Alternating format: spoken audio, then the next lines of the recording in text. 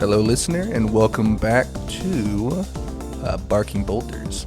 Today we'll be going over Book 1 again of Horus Rising, the first book of the Horus Heresy series. We'll be talking about Part 2 of the book, so stick around.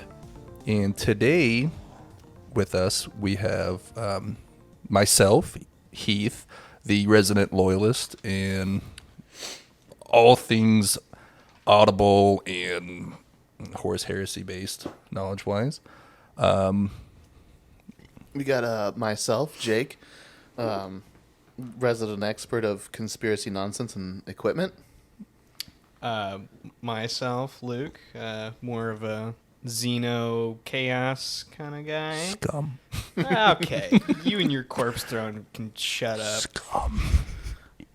And today we have a new Voice. Our mixer, Editor. Newcomer that has nothing to do with Warhammer that's going to ask stupid questions for everyone who's like me. Yeah. Nice. We have our resident Ogryn, essentially. Nice. Congrats. And his name is... Jared, Heath's little brother. Yeah, little baby. Little being somewhat pejorative. Yeah, that's not...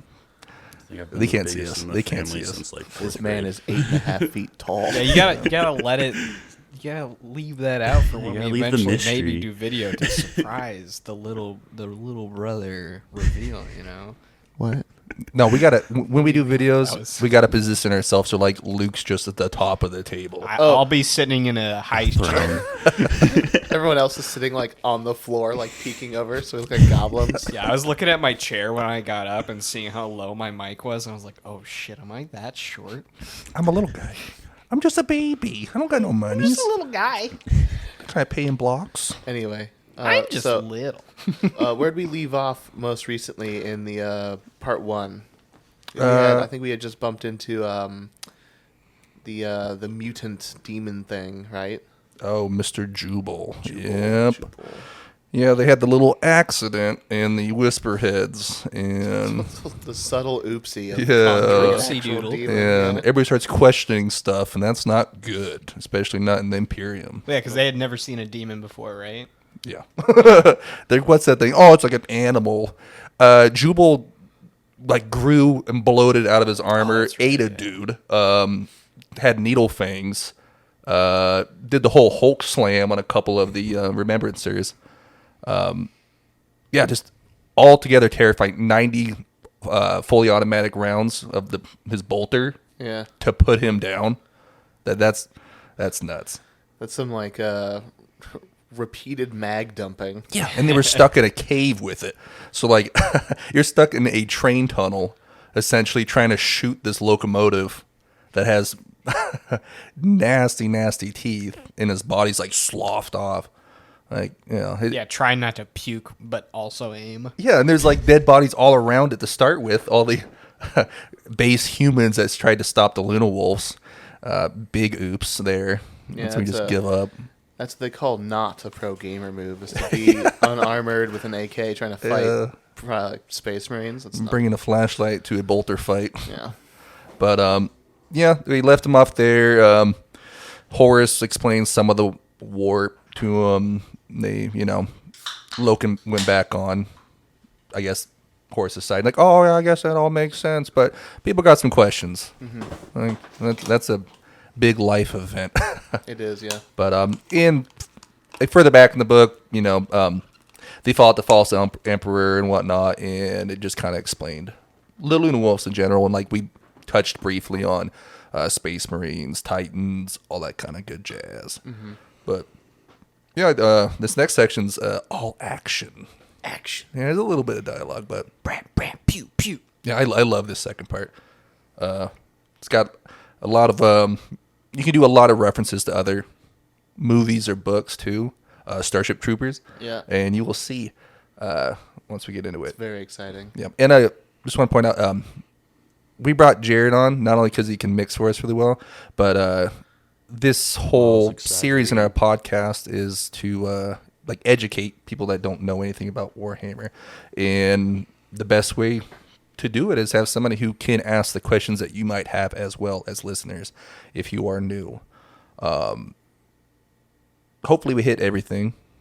If we had a comment section, I would say comment and ask us questions because we love talking about this. Yeah, we'll get there. I actually spent about an hour and a half before this podcast started talking about random facts Yeah. because we have no mental discipline. We have a problem. There's a little. There's a little bit. We stopped ourselves eventually. I managed. Yeah, we stopped at 8 eventually, and I do get to work most days. So I'm like, that's pretty good. Yeah. Okay, I guess we'll just get right back into it. It was all good. Dive on in. Awesome. Okay, so part 2 starts with we're gonna leave the Luna Wolves behind right now, and we're gonna jump to a Mr. Sol Tarvitz on a planet called Murder. Boom, boom, boom. That's pretty edgy. Yeah, that's not subtle at all. I do like the naming conventions where worlds and 40K will be named shit like Murder, Armageddon. I feel like Krieg. even Armageddon and Krieg are more subtle than Murder, though. I don't know. Yeah. The name fits. I'll just say that much. Okay. Sol, Is it a death world? it is now. Okay. It is now. It wasn't the start. It might have been a nice place to be, but thanks to the powers that be, it Sucks. It sucks. Premium grade Yeah, sucks. big L planet. But yeah, Sol's pretty awesome. I really like his character base. Can you tell me what group is he affiliated with? Emperor's Children. Uh-oh. We haven't touched on them yet. I think we've talked about. Oh wait, the heresy hasn't really happened. No, we're this is pretty, book 1, baby. We're pretty far before the actual heresy. There's some kicks bad in. So thoughts. I retract my uh-ohs. Ooh, ahs. Yeah, the Emperor's Children. We'll get into them a little bit more, but in some books down the line. But actually, do either of you guys know? Are you guys Yeah. pretty knowledgeable about the Emperor's Children? I've got a decent background on it. Cool. How about They you, like Luke? sex. Yes, Hold they do. on. Point 1, sex guys. No. It's more about drugs. It's more about drugs and the stimulation for these guys. That's the dick fingers exist. Making you as stimulated as possible for sex. We're talking pre-heresy stuff, Yeah. though. But the The meme, sex doesn't happen as much. Jared looking over at me, being like, when I said the dick fingers, he's like, what the fuck? I was like, You can't just drop that and then just. super casual.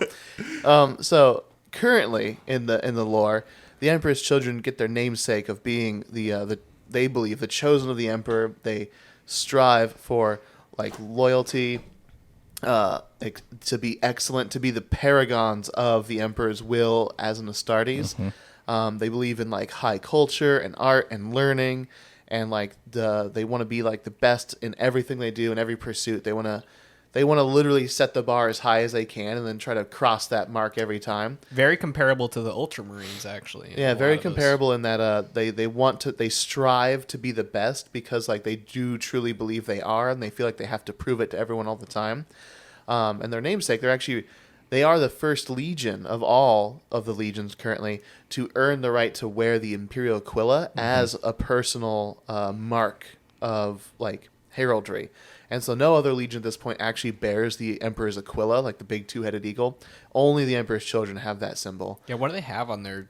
Is it like the cross thing that they have on their chest plate? Just the rest of... Oh, usually they actually don't have iconography on their Anything? chest. Okay. If they do have anything, like a really good example is like a lot of Dark Angels will have like the shrouded knight with the sword, or the blade with the wings. So like there's a lot of similar iconography. Or like the Blood Angels with the similar... with the blood drip in the wings, yeah. So there is iconography out there that definitely looks Imperial on a lot of these guys, but like Ultramarines would have like the Ultra. But the Aquila is specific to the Emperor's Children. Yeah, and it's like the Imperial Aquila. So it's like super special. And so like these are the first guys to earn that merit. And like later, obviously, by the time of 40K, like everybody's got an Aquila on. Like guardsmen have fucking Aquilas on. You got to. You got to. But at this point, it's a big honor. It hasn't been diluted yet, and these guys are considered like I said, they paragons of what it means to be a space marine. And their armor even is like, a deep purple, which in the old days of It's like a royal, medieval is like you can't get purple very often. So a royal color. Yeah. They have a lot of gold trim in a lot of depictions of these guys. Yeah, gold trim, purple armor. They bear the Aquila, and their personal logo, I think, is actually like the single wing of the Aquila as well, Right. Yeah. which is a little misleading. Is that with the claw too? I think the claw doesn't come in until the fall. Ah, okay. They also get a lot of other icons after that, including dick butt. So yeah, they're very flamboyant. They kind of are seen as arrogant a lot of the time, which is Artists. some of them are seen as arrogant. They're all over the place on like the spectrum of like. I think a lot of Space Marines hit that mark though. Like some are just like turbo arrogance. You're just like, bruh, calm down. Yeah, Yeah, I mean, especially if you compare any of them, or if you see any interactions between an Astartes and a human. Mm-hmm. Scum. Like, More, they call them- I'm bred to protect you, but you're a piece of shit. Yeah, I don't really give a shit about you. I think most. Oh, you can. I say most of the like, a lot of the legions see them as like they differentiate themselves like, oh, the mortals. Yeah. Yeah. And like, oh, I am above baseline, which they are. But there's some legions who are like, oh, my life is devoted to you. I understand what the Emperor wanted me to I do. think it's important for a lot of the Astartes that they kind of lose, especially in 40K, they really lose track of the concept that like they are humans. They were humans. Without humans, they can't exist. They forget it. Like during the I know, but surgery like, and whatnot, like they forget their past, so it's easy. But they should be told repeatedly, like, hey, like you were them. Like, take it easy. When you've lived like 5,000 years, though, I mean, I'm sure it's Easy to forget the hard. 12 years before being an Yeah. Astarte. Yeah. But also, I think one of the best interactions we see in like a popular media depiction was in the first Space Marine game for like with Captain Titus, and he shows up and like the guardsmen are literally in awe of him. They're like, oh, an angel of death, a Lord Astartes, and they're like, my liege, and he's just like, be calm, citizens. Like he's Chill, he's bro. like we fight in the name of the Emperor. They're just like, yeah, and like he doesn't talk down to him. He like hypes him a little bit, and like I think that's kind of that's like a good boy Space Marine. That's an ultramarine thing to do. Yeah. Being diplomatic. But Real quick question: What's the oldest a human can be before starting the Astartes? I think it's like 15 might be like the max, if I'm Yeah. right. Like, which is bonkers to think like some of these Space Marines are like 17 years old, essentially. Well, I think the actual well- construction process actually pushes them into the 20s. Like Yeah. it takes them a little while. Oh, well, not. There's other books where like 8-year-olds are going through trials of like murdering Yeah. dragons and stuff. Sure. Like, Well- you seem like you're ready, kid. No facial hair, like still pooping and stuff. Ideally, the premium grade candidate is one who has not yet hit true puberty, which means like 8 to 10.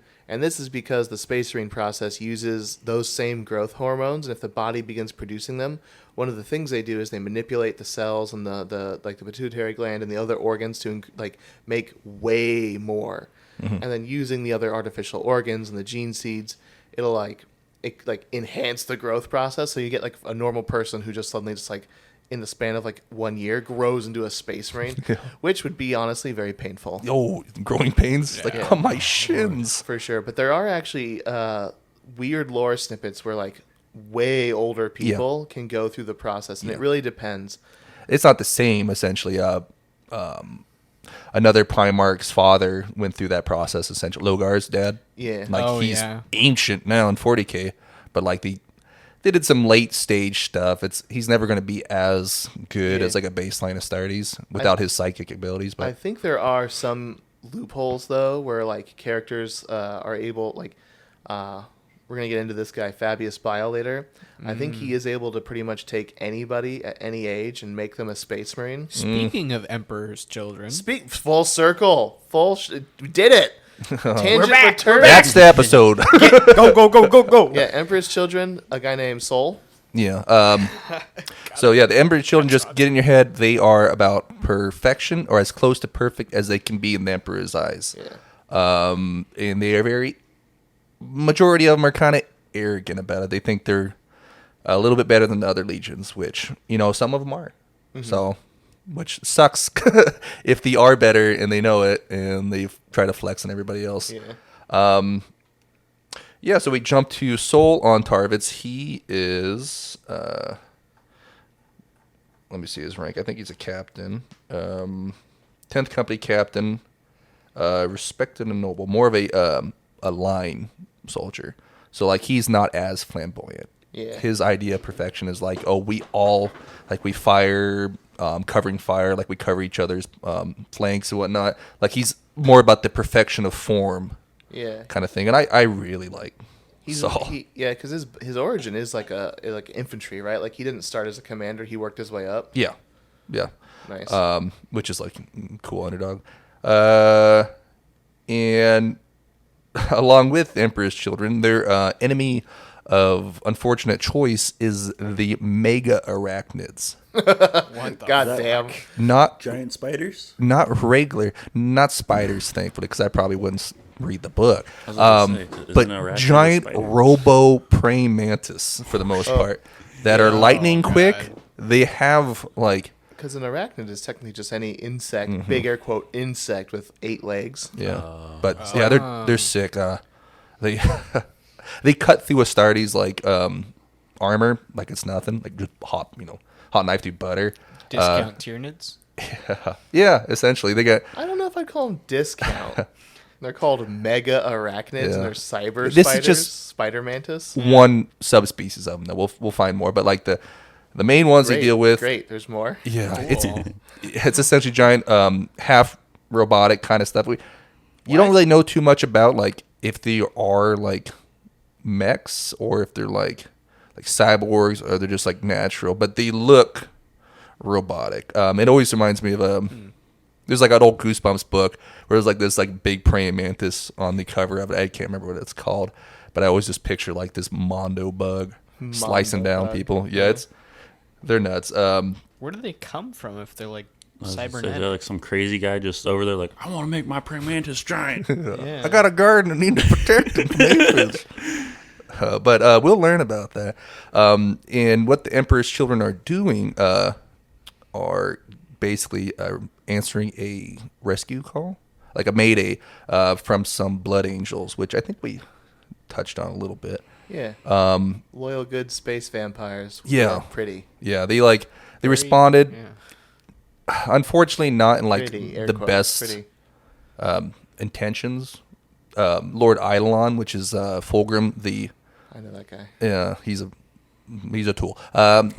The We'll get Fulgrims, back to Eidolon's going to come up more. We'll get back to Yeah. who he is and why he's fun. Yeah. Why he's a really swell guy. he swells real good. But yeah, he's Fulgrim, who is the Primarch for the Emperor's Children. He'll come up eventually too. He's just like the most perfect of perfect. He's kind of a jerk later on. But Lord Eidolon is very headstrong, very arrogant. He's got a big old hammer on him. But he heard the distress call, and he's like, hey, let's go rescue these guys. And no Astartes wants to be rescued, because that implies that, like, you weren't strong They enough to weren't do good it enough, yourself. yeah. It's very much that like warrior ethos where it's Yeah. like getting bailed out of like a thing Mm-hmm. you were supposed to win feels bad because like you were like it was your task, you were supposed to win when you don't Yeah. and someone else can. And this, I associate that a lot with like guardsmen and then like Ultramarines show up like, thank you for holding the line for the last decade, guardsmen. We're here to win. And then the Ultramarines like take all the glory. You're just like, Yeah. God damn it. is essentially the Whisperheads. When the guardsmen like, we've lost 6,000 people, and they're like, shut up. We got a Terminator or two. Yeah, they they're just gonna- walk in there and they're gonna finish it walk off. in there and deal with it. He's like scratching his head. He's like, why didn't we just start with that? Yeah. But Eidolon, very headstrong. In that whole mentality of like rescuing stuff is kind of anti-Astartes because like they're all brothers, you know.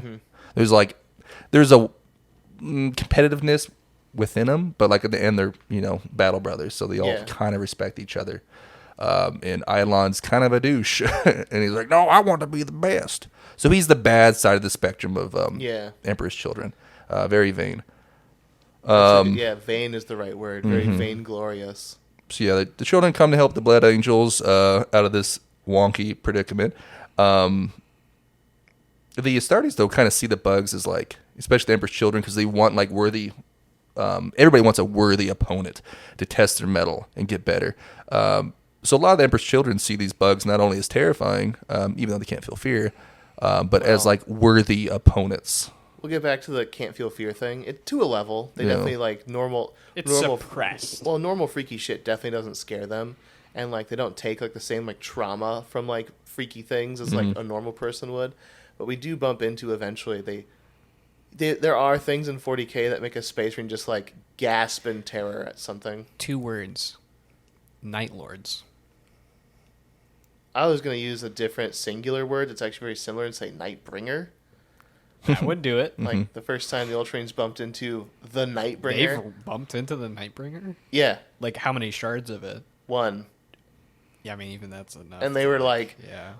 so if you don't, so this is a good segue. I was gonna say, for Jared, this. this isn't well, it's a this isn't the heresy. Nightbringer. So And So then he said Catan. shards, so is it like a broken glass or something? yeah, you're on the right track. So I'm gonna give you a tiny bit of context to try to not. You take got a too much- minute. Yeah, you got a minute. Go ahead and start your Yeah, clock for you. that tangent switch over there. He's like hitting the tangent button. Because Nice. we're opening up a can of worms right there. Yeah. How long do you want it to go for? A minute, you said? Just a bit. All right, We'll let's get keep going. All right, so the species of the Necrons used to have these gods that they were sentient energies that they pulled off of stars and compressed into a body of living metal, and these guys became these new gods the Necrons made. Necrons are an ancient species of like eventually robots, but at first sad meat people. But they made these guys. They were called them the Catan. They didn't make them. They made the bodies. Oh. Did they? Yeah, they forged the living metal and they Okay. put the consciousness of so they found these vampiric consciousnesses that would eat stars and they put it into like a body, and these things were called that's star gods, the Catan, and they had absolute mastery over the physical plane and all of the energy that existed here. So like they have attacks that are stuff like antimatter meteor or transdimensional thunderbolt. It's like what the fuck does this even mean? Or just gaze of death. Gaze of death, but one of the most terrible and most horrible was the first one they ever collected, and it was the one from their own star.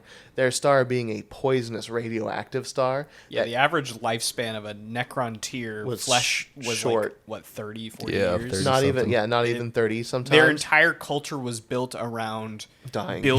building like funeral pyres and pyramids and stuff because your whole purpose in life was to honor yourself in death. Born to die. So it's like do everything you can so when you die, your life wasn't worth it. I just want a nice Yeah. casket when I die. Literally, yeah. They're picking it out. So it was like their culture is very morbid and very dark, and the being they pulled out of their star was none other than the Nightbringer, an avatar of endless hunger and the desire to kill. And they were like, "This is bad," but eventually they were able to convince it after it killed like a lot of them that they were here to serve it, and they could direct it to a thing that was better to eat. And so the whole thing is the Catan. The Catan, that's a model of the Shard of the Nightbringer. He's a Grim Reaper aspect. Whoa. And so the Catan beings feed upon the life energies originally of stars, but they learn the life energy of people is like Skittles. It's really yummy, and so they love to kill mortal beings and consume their energy and their essence. And so they're a problem. And so back in the day, the Necrons had this war called the War in Heaven, big galactic battle. We will have an episode on that. It's going to be a whole thing. But at the end of the war, the Necrons were really tilted because their gods were so much of a problem because they wanted to kill everything that the Necrons turned on their own gods and using machines and energies that are not non-comprehensible, cracked these living metal beings who could eat stars. They broke them into pieces, separated and scattered them, and they can't destroy them because of like the fundamental like. The star gods are fundamentally a part of the material universe. They are energy, and you can't destroy energy. But they turn them into batteries in Pokemon. Yeah, but they use these shards very disrespectfully now as, like he said, Pokemon and batteries. They'll use them to power vehicles and ships and all sorts of crazy shit. But also, some Necrons who are of a high enough rank will earn a shard. And in the heat of combat, they can deploy the shard, and it becomes an avatar of the Nightbringer. That's fucked. Yeah, and so some Ultramarines broke into a tomb, which if you know anything about Warhammer, don't go knocking on tombs. There's only bad things in there. What do you mean? That's where all the fun happens. I thought. It is where the fun happens. And they bumped into a shard of the Nightbringer. They didn't understand it, but the Nightbringer like rose up and assumed his full form. And when he turned his eyes to some of the Ultramarines, they literally like dropped their weapons and fell to their knees because the Nightbringer is the reason human beings have the concept of the Grim Reaper. This is the asshole who did that. He's just like, you know what? Hooded man with scythe, this is what death is. Yeah, so and to preface that even further, this whole like war in heaven thing happened like hundreds of thousands of years before humanity was Oh, so this around. dude's been locked in this tomb forever. And then there's like the first he woke up from his nap and then he's just like, some Skittles, huh? Yeah. Like, wow, a snacky! Nom, nom, nom. Super technically, I think the Necrons were asleep for 60 million years. Because Yeah, they're like that's early right, yeah. galaxy stuff, right? And so the Nightbringer pops up, and the Ultramarines are just like agog, and one of them, in their fear, like draws on the Nightbringer and goes to shoot him, and the Nightbringer cuts his arm off with one flick, and like in that moment, his arm is like spiritually severed, like his soul won't have an arm in heaven. You know what I mean? Like he's like in permanent damage, and he has a moment because he's like feeling like the grasp of time transcendent death. That's so. Oh man, the novel was really cool. But in the end, the Nightbringer like stares at the Space Marine captain. The Space Marine captain's like, "Let's go!" And the Nightbringer's like, "I got other things to do." Dead.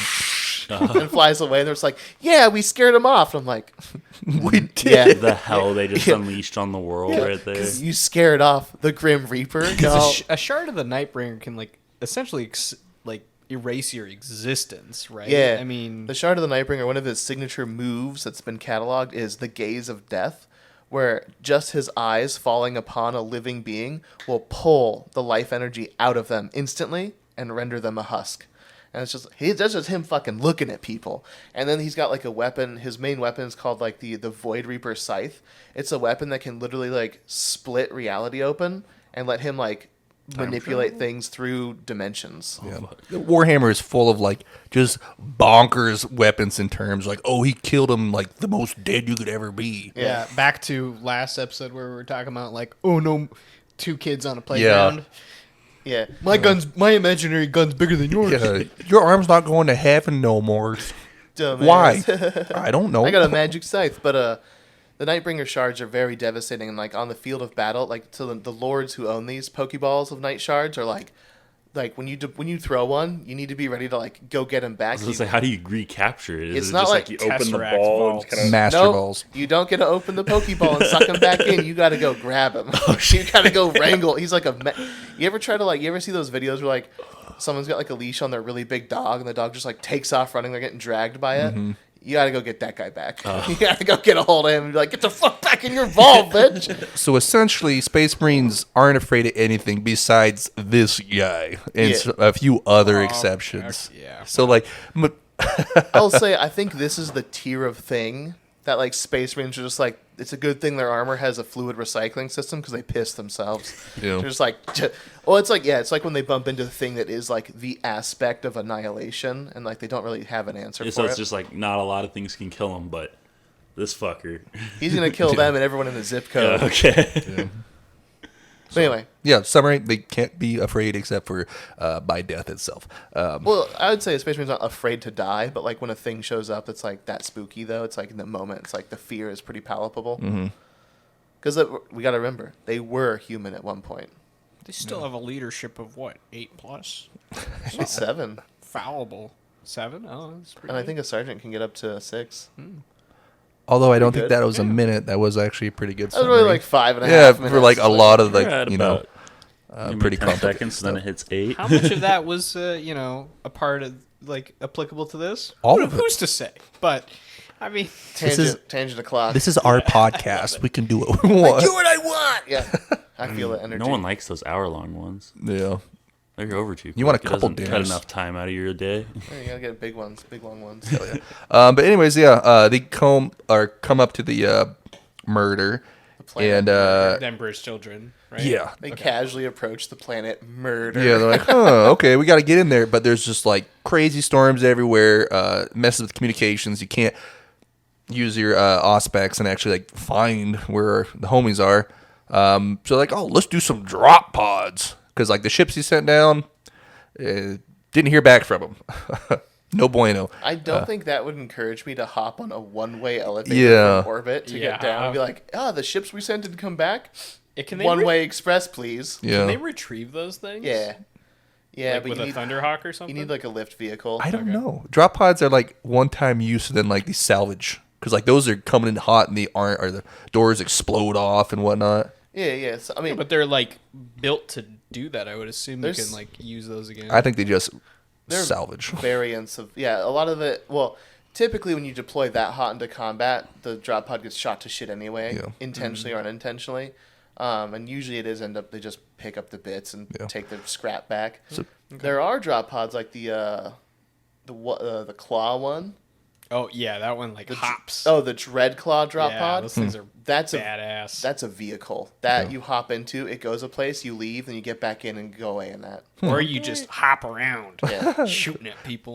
Yeah, it definitely depends. Drop pods, there's a variety. Yeah. But like the most generic one we see typically, I think like the what do they call it? I forget the pattern. I think Couldn't it's something tell ya. kooky like Ferris cast them again, like they're just iron pattern. Yeah. Anyway, it's like a big. Do we have any? No. I'm So not is a it Space like- Marines player? How in Halo, like Yes. Master Chief and Yes. the Spartans get dropped in? Yep. Oh, Usually, okay. usually it's a little bit But bigger. it's more like a five. It's usually 5-man squads inside. So it's just like a Yeah. It's, Yeah, like, okay. it's literally the It- thing from Halo ODST where they ride down that freaky little Yeah. pod. But it's just imagine that, but like times 5 in a circle. And And then and like the doors like fold out and down or like blast or out. explode out. Yeah. It's Essentially, like a pentagon. Is it pentagon? 5-sided. Yeah. So basically, it's a big pod. okay. so yeah, they load up a bunch of Space Marines in these big garbage cans and drop them off over the planet and hope to God they don't get shot. Yeah, I always get the impression, like when was it, what's his name? Not Evil Knievel, but like the escapee guy. Oh yeah. Houdini? Yes, Houdini. When Houdini went over Niagara Falls in a barrel. Yeah. To me, a drop pod's always like, brothers, into the drop pod. And it's like Houdini hopping into a oak barrel going over a waterfall. I'm like, Hey, I don't want to do this. I think drop pods are still better than boarding pods at least. That will. Oh, the boarding torpedoes? Yeah, boarding torpedoes are fucking scary. They're as both shit, jank. man. They're both. You just hope that. Yeah, but That's at least like I don't know. I feel like entering the atmosphere, you have a less chance of getting shot than I think you it do really in depends. Void. The void. A boarding torpedo has the chance to miss usually and just like go into Going. space, which is like the worst. So a boarding torpedo Yeah. is what it sounds like. It's a torpedo that like 8 or 9 guys hop into, and that torpedo is shot at a ship, and you ride inside of it. And the goal is that it hits the other guy's ship, and then the nose of it opens up and like closet, like it like opens and like tries to Uses like, pull lava. through. Well, it the melted melts us, tips. Yeah, and like it gets you into, and then you run off a torpedo, and then you're fighting in someone else's spaceship. So if you miss, you just float. If you in miss, the you're forever you're going off space. into deep space in a rocket. It's like I don't want to do this. I would say okay. I think I've sussed it out. Drop pod is like 2 millimeters more safe than a Yeah, torpedo. it's I just- easy to hit the the fact- planet. the parts with the other sketchy part I find is if it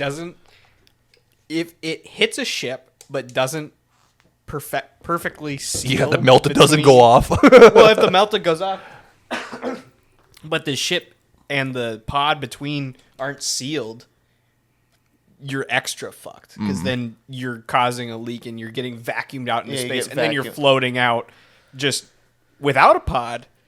Just Yeah, I'm gonna say boarding torpedo, sketchiest way to get around. I'll take a Thunderhawk, a real airplane, Yeah.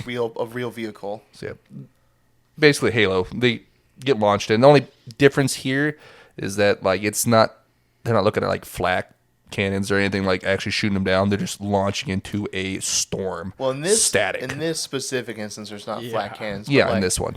in other big fights, it's like yeah, we're gonna deploy drop pods. It's like, don't they have active air defense? And we're like, yeah. I'm like, I don't want to do That's this. a numbers thing. it's Some of us will yeah. make it down there.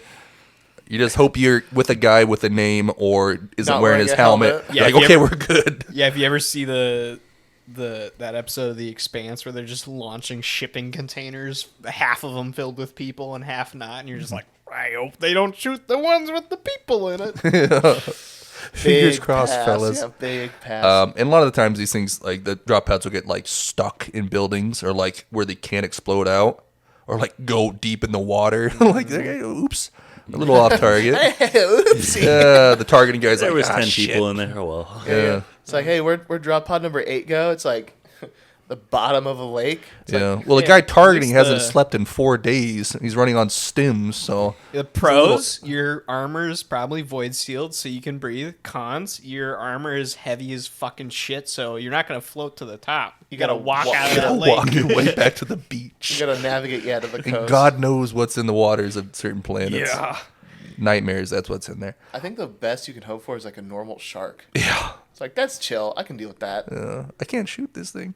But yeah, they launch in because that's the only way they can, and Edelon's not going to wait for reinforcements.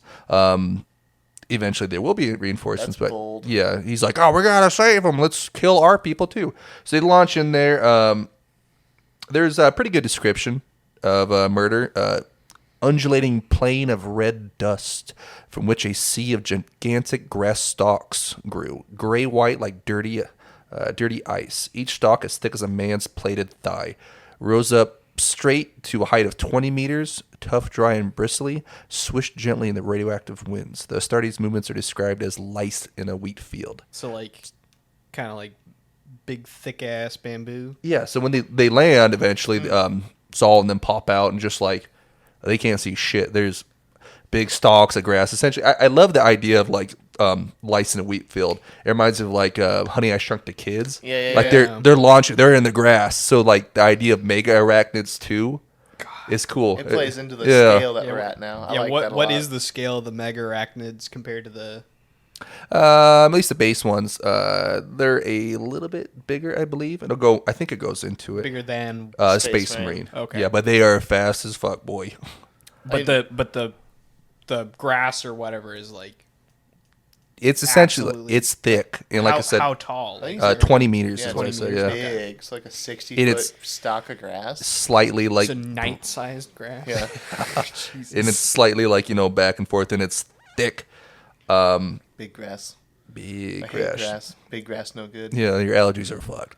Yeah. Pollen as big as a basketball hits me, and I just drop dead. Like, Gaze of death. You're slightly introduced to Lucius, which is this fucker. I like but the- he Snake is- boy. Boo from, no, he's not a snake. Oh, he's not. No, he's the Lucius the spoilers. Eter- Lucius the Eternal. Oh, Excellent. he's Snake Tongue Boy. Primo dick bag. yeah, Oh yeah. man of many faces. This But guy's he's trouble. cool. I like He's them, trouble, Heath. but he's good. No, listen, man. He was nice for like a couple. He was hundred- never nice. He was never Yeah, nice. yeah. He was on the good guy side for a while, but he's put in way more work hours on the Oh, bad side now. yeah, he's enemy number 1 for a lot of people. After his promotion, he kind of went to hell. Yeah. But he is. Spoilers, I guess. Is he the one that body jumps? Yep, Ah. Yeah. that's spoilers. We'll talk about him later. He I comes. thought you guys would like him because Heath calls you guys scum for being chaos people. Yeah, they are I scum. like a lot of Oh, chaos okay. people, but this guy, he's a shitbag. Yeah. That says a lot about who he is. It's like on the side of chaos and the traitors. It's like, yeah, like traitors are great, and it's just like, but that Lucius guy, he no good. That Yeah, guy's fucking We trouble. don't like him. There's certain traders that you root for because you believe in their cause, and then there's certain traders that you root for because they're shitty and badass, and then there's certain traders that you're like, man, that's I wish too this guy shitty. would just like step in a hole and die. Yeah, Like, I want him on my team, but I'm not gonna pay him, kind of thing. Yeah. He's cool. In the fact that like I'm glad you like him. he devotes most Space Marines will like try to perfect every weapon. Yeah. Lucius, no, he's like, I'm just gonna live by the blade. He'll do his longsword, and that is it. Longsword and a shield. But he's an expert at it. Like he tops everybody. He's I think like not Primarch tier, but I like definitely I think put him. he is kind of, isn't he? he'd be on supposed to tier with be like I'd say Sigismund. Sigismund and stuff. I would put What my money about on Sigismund the still. Lion? Well, Oh, the lion? No. Lion's gonna gas. How that kid. dare you? I was just asking. I don't The know. lion is like the best swordsman of the Primarchs. Yeah. I would say it's probably between the Lion and Sanguinus. I think I mean, I would agree. It'd be a cool fight. Yeah. But Well, I think I just think about that time when Sanguinus ends up, spoilers, I guess, again, because I have no self-control, fighting the demons. And there's that one, he fights like Karnak or whatever, and he gets in, like, he's their big scuffle in the sky because they can both fly, and he grabs that dude by the back and breaks. Oh, fuck. Sanguinus makes me chub. Yeah, he's such a Chad. He's got a little bit of X factor with this whole, future sight thing, though. Yeah, it's a that's little true, unfair. A little busted. I prefer other bird-themed Primarchs, I guess. That's acceptable. That's acceptable. It's not. Shut up. Well, Lucius is introduced. He's cocky, but he's also buddies with Saul. Like, they go back to pre-captaincy, because Wait, we just time travel? No. I looked away for a second, and I could Look back. only like listen and look one at a time, so I stopped. Do it again. Sorry. Turned off one of my senses for a I was, second. about to say, I was confused. They were over there pointing at shit. I'm like, There's a what is it? Primarch up there. Yeah. We'll go to Lucius. thing? He is captain of the 13th. So Saul is 10th. Yeah. Hold on. Yeah. Sorry. You're pointing at the minis. Yeah, we're pointing at minis again. Restart. Okay, so we introduce this Lucius. He's Saul's good buddy. They were buddies before they were captains. Okay. They kind of have like an interesting, like almost childlike relationship. That's Seems deranged, like- considering what I know about Lucius now. Yeah, I don't like explain. they're like Like Lucius will be like a dick, and then all of a sudden like Saul will save his ass or do something, and he'll be like, "Oh, I'm so sorry, buddy. Like, I respect you and all this stuff." Like, it's I don't want to say cute, but like it's wholesome sometimes, which is weird. Yeah. Which is weird. They're really good. They're really good buds. Yeah, and they play into I it just because don't like understand why he called it childlike. I mean they're probably like what do you mean? 17. Childlike. Just the fact that like Yeah. Touch tips. every good like I don't know, Stand By Me of those movies with kids are like, oh, like forgive me, and like Lucius is a master sword fighter, right? He is. Yes. gross. That's a good joke. Splat splat. Gross. We're so good at this.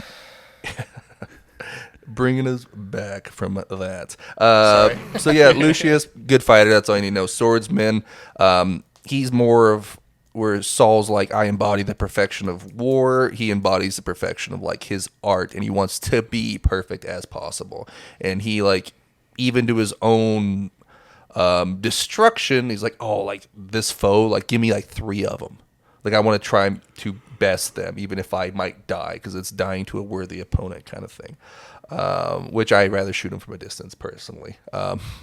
Getting face to face with these things doesn't sound very good. They eventually meet the bugs. They haven't met the bugs at this point, Saul and Lucius and them.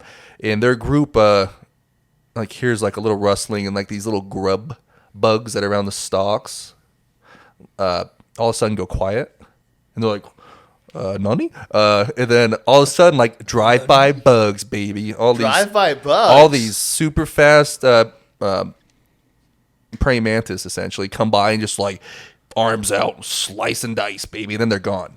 So like it's kind of a mind fuck. They're just hiking through all these like thick stalks of hair essentially, and out of nowhere they lose a couple guys and they get sliced. Spooky. Yeah, and they're like, "What the fuck was that?" Because they don't even like see them, and like Space Marine not seeing something like that doesn't register. Like it was like a silvery blur, and then your homies. Yeah, for reference, Gutted. Space Marine is I think at the peak I've ever heard of, which is pretty bullshit tier, was in the Brothers of the Snake novel, where a tactical Marine was able to perceive projectiles being shot at him, and like get out of the way or physically deflect like incoming fire. That's nuts. Yeah. And I'm like, you guys can fucking see bullet path? I'm like, that's insane. And I don't know if that's like actually canon or not, but like, because I've seen lots of Space Marines catch lead and die, so it's like it's a thing. But assuming that like at peak performance, a Space Marine can perceive an incoming like supersonic projectile, And this is faster than that means it's so fast they can't perceive this thing. These are like Mach 3 bugs. Like, Yeah. what the Well, fuck? I guess Warhammer's kind of broken. Where like sometimes a Space Marine be like a god, then other times like, oh, they some dude with a grenade or Eating like crayons something over there. stupid killed him. Yeah, some guy eating crayons in the corner at a big gun and got him. Yeah. Yeah, who are the Marines of the Space Marines? They are. What do you mean? World Eaters? I mean, Oh, which flavor the crayon? crayon eaters. Yeah. Oh. I was like, all of them? They're all for naval. But no, yeah, the crayon eaters would probably be like the world eaters. Maybe the Ultramarines.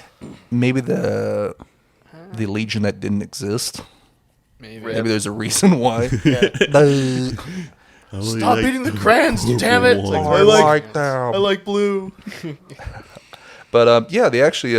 We should say I like the Marine Corps. I Yeah. respect those guys. They do a lot of good work. Yes, they do. It's funny to meme on them, but they can take it. 'cause They they're lean best. into it. They do. Emperor bless our troops. Ever bless. Yes.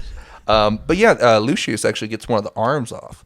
Because, if there's one guy that's not going to be surprised, it's him. It's the named character. Yeah, the guy with no helmet on. He cuts off one of the arms and uses it as a second sword, which is frowned upon because, alien technology. You're going to pick up a Xenos weapon and be like, this is neat. Yeah, but what's technology, nuts about but it is he grabbed it by the blade, and it was the scythe is sharp enough that just barely squeezing it cut through his gauntlet. Ew. Like he was just holding it like regular, and it slit all the way through his ceramite gauntlet. Yeah. And he's like, "Ow!" So we had to like wrap up the other section with like some fibers from his gear or whatever, just to use it. That's And wild. like, yes, the cut ceramite, it's like Yeah, Just by like molecular edge or whatever. Yeah. I can't remember what they actually call it. It'd have to Mono be a something. monomolecular edge, Yeah. which is in real life very challenging to like achieve. Yeah. And like in Warhammer is like kind of casual. I think a lot of places end up Like getting these- that. Are there like Bugs. vibra blades in Yeah. Regular vibro swords, yeah. Yeah, I think Like a high frequency blades, yeah. yeah. couple guys that use them. But typically power swords are the reach above that Yeah. because of the field. But yeah, Sorry. they use the arm and they kind of go through more. It becomes more like a rhythm. Like the bugs shut up and then more bugs come, and they will lose people and kill more bugs. But there's no end in sight. There's no Vox communication, so they are stuck. Eventually, Luna Wolves arrive at Murder as well because they heard the distress beacon or whatever from the Blood Angels. This is after they were deciding what to do after the no-nos on the Whisperheads. So that's the same the same Same group, Luna Wolves. Yeah, it's well, yeah, but are all the Luna Wolves together, or is it like a group of them? I think it's like a couple companies on their own. Yeah, it's I think the 63rd expedition at this point. Because, I mean, like, they're helping out the Blood Angels, but it's not Sanguinius. And they're helping out the Emperor's Children, but it's not Fulcrum. yeah. So, It's like, it's like a different. but batch. this just wanna is make sure. this is the big boy Luna Wolves. Like, This is Horus, Horus, right? is Yeah. the Vengeful Spirit. Got it. Which is like the Luna Wolves flagship. And they are, I think Jake went over the first one, they are big ships. Big, like, big. Yeah, I think you guys are comparing them to like aircraft carriers. No, like, they are triple- miles No, that's what I mean. long. Like you compared it, and then you're like, but imagine that. Yeah. 4 times bigger. Like you can't see one end to the other, essentially. Like it towns apart. You could see through. If there was a clear line through the whole thing, you could like look and be like, "Whoa, there's shit over there." Well, on flat Earth, you could maybe. Yeah. So yeah. If the Earth wasn't that's what it looks circular, but like like other already, way, Concave. it's not. But yeah, the Luna Wolves show up.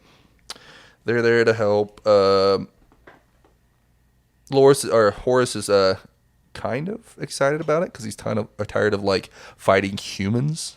He's Yeah, like, oh, I imagine- want like to be brutal without feeling bad Yeah, about without it. the PR problem. Yeah. The moral quandary of, oh, I just stomped on that guy's head. Yeah, Space Marines like wet dream is just like killing Xenos because Yeah. like you don't feel bad about it.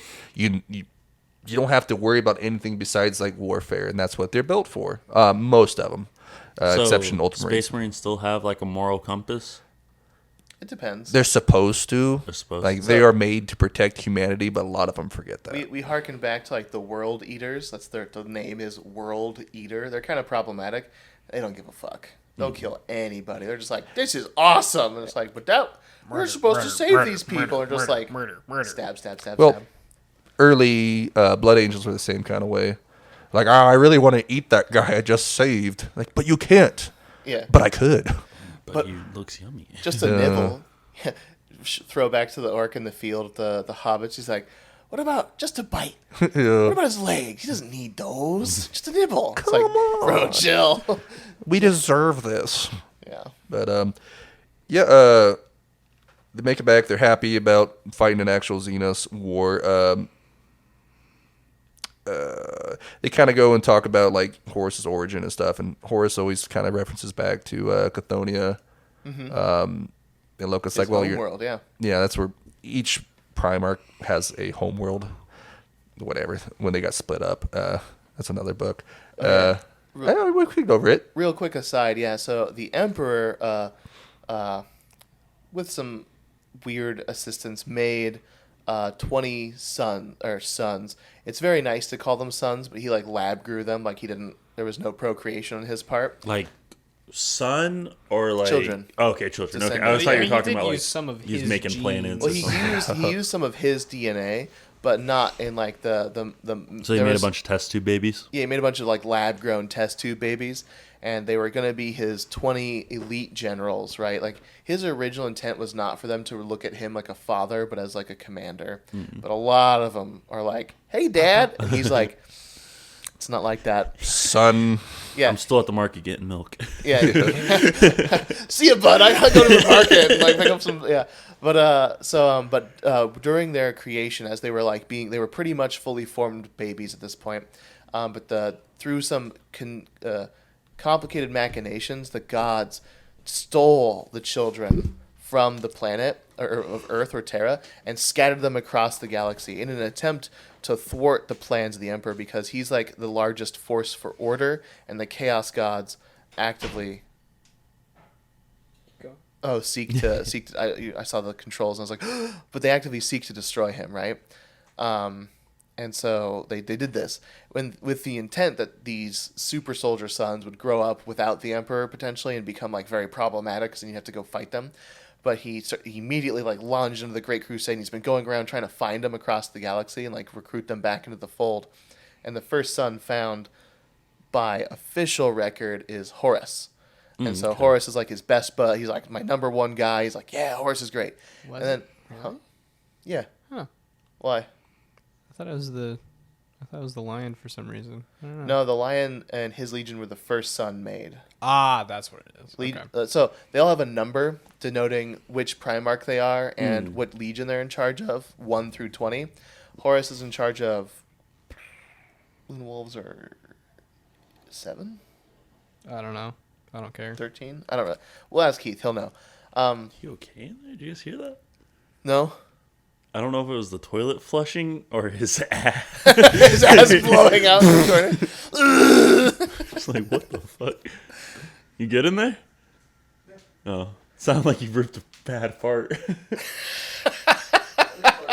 It must have been the toilet flushing then. He's in there depressurizing. Did a bolt just come out of your chair? The little cover thingy, I didn't realize yeah, what it they was. come out all the time.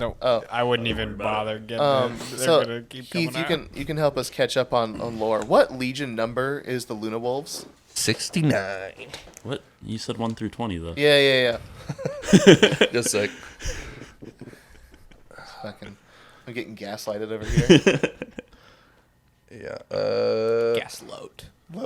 Yeah.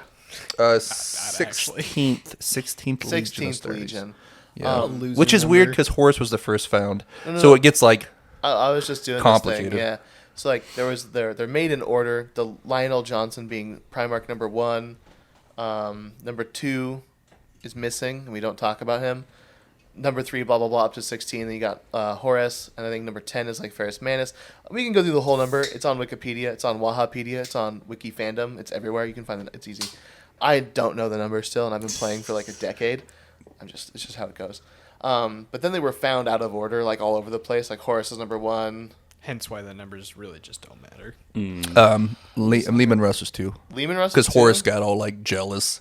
He's like, that guy's a savage. Why do you like him, yeah. Dad? He's like, because he's badass. And like some of the Primarchs had a much better. This is, I guess we're changing a little bit, but a lot of the Primarchs had like Horus was like found, and Horus was like among the people of the planet, like trying to lead and like help them. Among Us. Yeah, Among Us. And then like so he was it. But some Primarchs like Rogol Dorn, for example, Primarch of the Imperial Fists.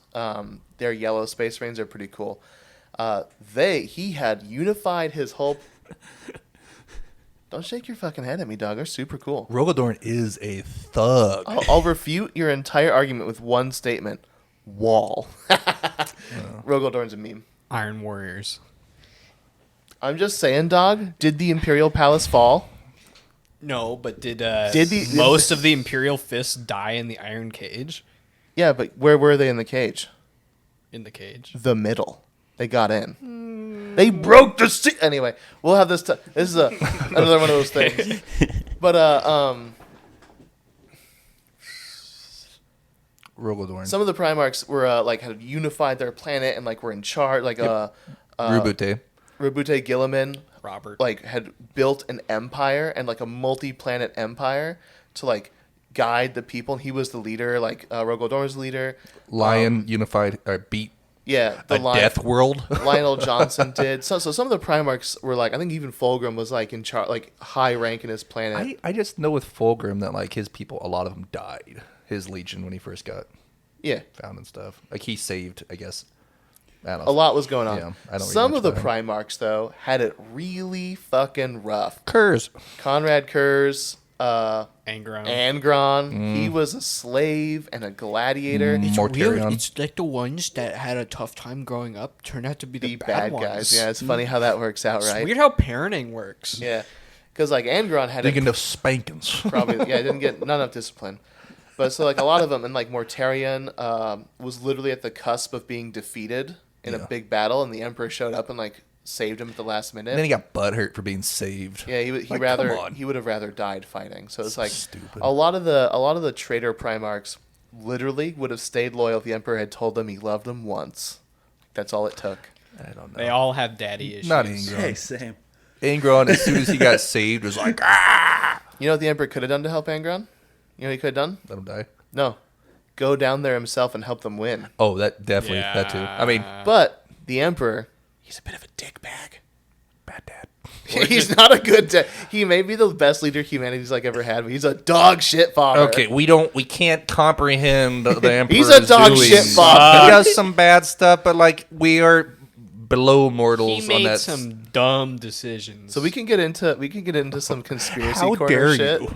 about like where the Emperor's good. where my little royalist brain can't Well, that the Emperor There- to be fair, there were a couple that were like I would argue were like out of his control. I think the Angron thing was a little bit of a misplay, but Angron had actual nails in his brain, so like, Didn't plan for that. huh? I don't think the Emperor planned. Yeah, I for didn't that think one. he planned he'd have like brain screws. Yeah. Like literally like shit in his brain. So he was different on launch. So like the Emperor probably showed him was like, God damn, that's dark. And He's got anger dreads. yeah, and they were like hooked to like electro spikes that come out of it. It was fucking dark. There was one more who I thought was I don't think Alfarius Omegon was a very planned encounter. Yeah, they think that bumped was- into each wasn't other. Weren't they on Terra? Weren't they the ones on Terra? This is very nebulous. it's so confusing. We're gonna toe in for I swear for just a second to the concept of the Alpha Legion, the 20th Legion of Space Marines. They are lies and shadow. Nothing you hear about them is true Or and- false. Are they or false. loyalists? Are they good? traitors? Are they bad? Are they alive? Are they dead? How many are there? Are they you? Are they me? I don't fucking know. I am Alfarius. Yeah, I am Alfarius. If you right? say a code, like it's some Cold War like sleeper cell stuff. Yeah. No, it's like you'll bump into someone, they'll be like hot dog rainbow kangaroo 47. They go, ugh! They're like, and now they're a sleeper Must agent. kill the president. Kill John Lennon. You flip the switch. Like, so, I will say I do think there are some Primarch scenarios that were beyond what the Emperor expected. I honestly don't think when he found Rabute Gilliman that he didn't expect this kid to own 500 planets already. He had a good dad though. He had like a good mortal dad. Yeah, they had mom. a good. Their mortal parents actually played a big role in this too, and like the Emperor is like second fiddle dad for a lot of them, and so I do think there is a lot of gap there about how things turned out, but I do think in a couple instances, the way the Emperor approached each of them would have really changed the outcome of the Horus Heresy. So it's a big theory craft environment, and that was one mega tangent. And Heath's argument would probably be that the Emperor planned this all to happen for something that's coming in the future. So, I mean, Which is very possible. I mean, obviously, but there is also the conspiracy of that, like the Emperor, like all of this is played out the way the Emperor foresaw, and this is actually really interesting because it goes against a prophecy that Alfarius of the 20th Legion had seen, where that if the Horus Heresy plays out a certain way, humanity would be doomed. Yeah. And so The cabal. Yeah, he was part of a secret cabal of many species working to prevent the end of the galaxy. But it's possible that he was manipulated, which is the whole thing about like how that goes back and forth. That's like book 6, 7, I think. It'll get there eventually. this also goes back to the fact that everything written in Warhammer is hearsay. It's Yeah. vaguely contentious Yeah. all the time. Every writer. Books can make other books invalid because it's all from the perspective of some Joe Schmo in Yeah. the Imperium, basically. And that's knowledge is heard all these constantly rumors. lost. Yeah. That's the worst part about the Imperium. It's like, just write something down Write it all down, that please. isn't getting thrown away. Yeah. It's the best and worst part, I think, about this entire universe as, like, outside the universe, like, just looking into it, because it's fun that anything and everything can change at any moment, because Yeah. anything can come up. Yeah. It is very convoluted, but it's fun for the people who like to naysay the Emperor to be like, yeah, that guy messed up a lot, and now look at him. But also the people who are like, oh, no, I think the Emperor's got this in the bag, dog. It's like, super technically, if you want to split hairs, he's alive, and he's probably the strongest he's ever been. Technically. If you're Technically. if you're current on the books, you are correct. See? But we won't go into that. Yeah, we're not there yet. That is 10,000 years in the future. I think it's like 12. Yeah, I think we're 12,000 pushing- years in the future. 12 plus. Yeah, that's a lot. But anyway, back to Lucius and Saul Back on to murder. murder. With Horus just showed up. He was the best guy around. Who? What about the people he killed? What murders? What murder? What murder? Yeah, back to it. Lucius using a bug arm. Frowned upon, but cool. Luna Wolves arrive at murder What do you mean by and using are a bug confused to have seen the Emperor's children's ships because they didn't say. What do you mean by using a bug arm? He used a mega arachnid arm that was cutting through his gauntlet as a weapon. Oh, so you just like so he went ripped it off and was dual just like, wielder. let's Yeah, go. yeah. So he's Okay. and it. Why not? Like that thing's on par with power blades essentially. So I would use it too. But Emperor's children don't like the use of non-Imperium things because the Emperor didn't make it. But Luna Wolves arrived. They're confused because Emperor's children didn't really broadcast or like tell anybody. They tried to be in all secrecy. So the Luna Wolves are also just coming for the distress beacon of the Blood Angels? Yeah, but Horus loves Sanguinius, as you should. Yeah. So he's like, oh, I need to rescue, or like help my brothers kind of thing. Like, we need to be there for him. So he's like balls to the wall, we got to get there. But he's doing it out of the kindness of his heart and like love instead of Eidolon's glory, being a little glory whore. They go into some background knowledge. We can kind of skip some of that. When they show up, though, the Luna Wolves, there's like satellites or beacons that are playing like this sound.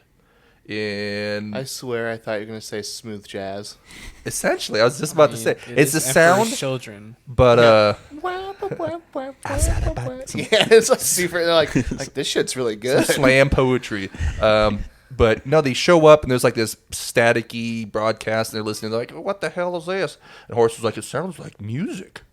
No way. Yeah, it sounds like music to them. And they're like, we'll look into it. But, they don't understand. It's some kind of alien It's actually tech. smooth jazz. Yeah. Which was funny that you said that. I was like, it sort of is. They I'm show up. psychic. So that's in the background. They're trying to figure out what this music is and who made these things. As we know, Blood Angels need help. Fulgrim gave Eidolon permission to go to this planet, but not to this nature.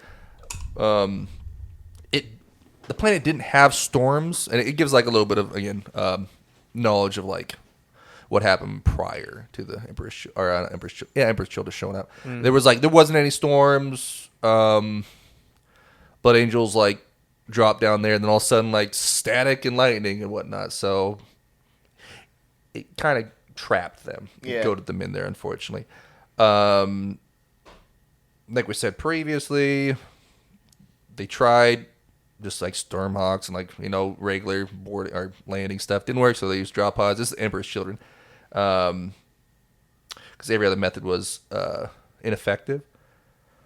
It just more background knowledge, boring, sorta.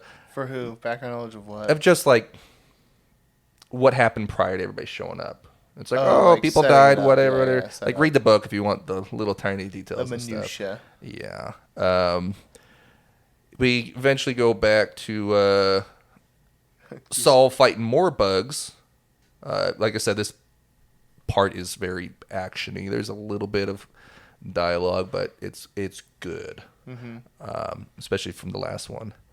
Saul fights more bugs. We use broadsword instead of guns because you can't really find a target in like the 5 seconds you have. Yeah, you just gotta when they hope strike. you're holding out your sword where the bug's gonna run. The little grubs stop moving and you just start doing circles. You start whirlwinding as fast Yeah. as you can to hope you catch one of them. Like Chivalry, you just hit Q, doing your power move nonstop and hope to God you hit something that is your Spin, teammate. swing, spin, swing, spin, Yeah. swing. Fight more bugs, but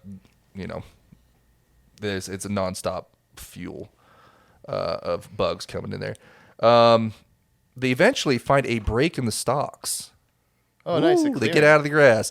They find these giant, nasty trees, which So, like, for the layman, all trees are nasty. Can you explain? they're like I'm allergic. big. to, like, They look birds. concrete made. They got barbs on them. Look like concrete trees. they look concrete. Like they're like a gray and whatnot, if I remember correctly, and like bark like concrete. barbs. That's fucking crazy. Yeah, barbs on them. They look smooth. I think they're kind of mushroomy looking.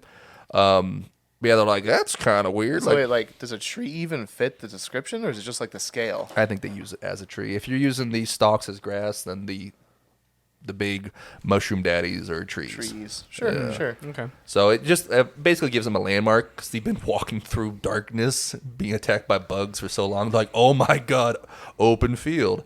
Probably not a good omen though. They fight a big mass of bugs who eventually retreat. And they're like, oh cool, we won. Second subspecies of bug comes. They have wings Oh, and shit. giant horns and stuff, and they just swoop in. Call back to they fly now. Yeah. They fly now. Yeah, they just the flyboys attack and It could be Tremors. Tremors 2 or 3.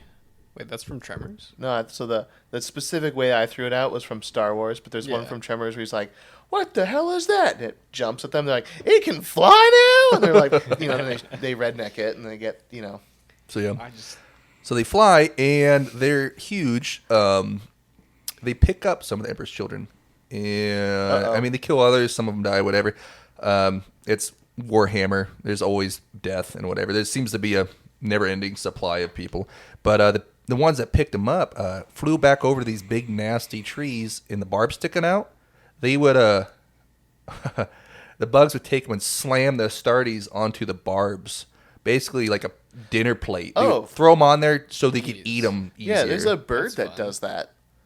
There's a real life bird that'll pick up little bugs and bees Stick and 'em go to on. a thistle bush and rammer them onto a thistle and then leave. And the bug's just like, ah! I'm doing like air gestures with my hands about like a bug dying on its tree. But and they'll come back and eat them later. Once they died. Yeah. Well, no, Interesting. they'll come back when they're still alive. They're just putting them there for storage.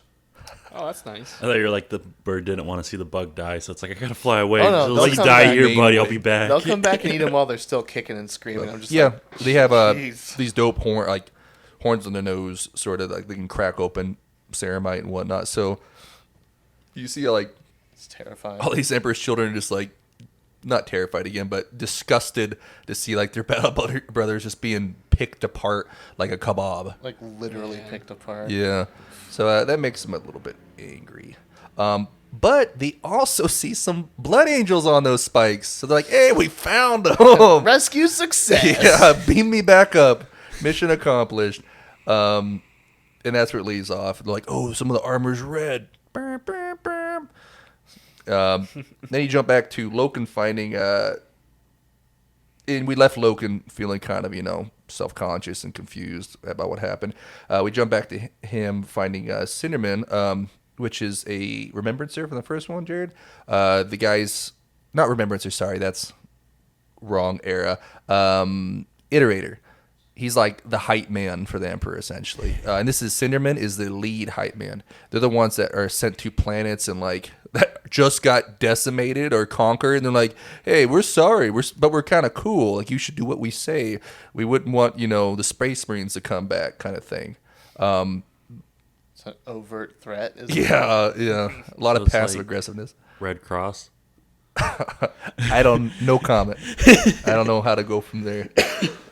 We're helping. Are you? We're a non-profit. Are you sure about that? But we find him reading old comforting books in a library on the Vengeful Spirit, because Cinderman's kind of mentally screwy right now too. little upset, perhaps. Baseline about- human seeing what he saw. I mean, yeah, there are some people who I think could handle it better, but he's doing okay. Yeah. Oh yeah, especially for seeing the first demon. The first recorded demon of the Empire, and just being like, Yeah. holy shit. They talk some more. Cinderman gives, because he's Loken's tutor, gives him some books to read. One of them being the Chronicles of Ursh, which is just like old atrocities that happened on Terra back in the old wars and whatnot. With the what are they called, like cyber? I can't remember what the old during the old Unification Wars.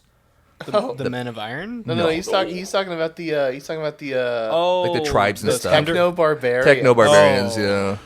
Gotcha. It's like Techno-Viking, essentially, but like more weapons. Techno-Viking. It's an old video. Yeah, no, I know what you're talking.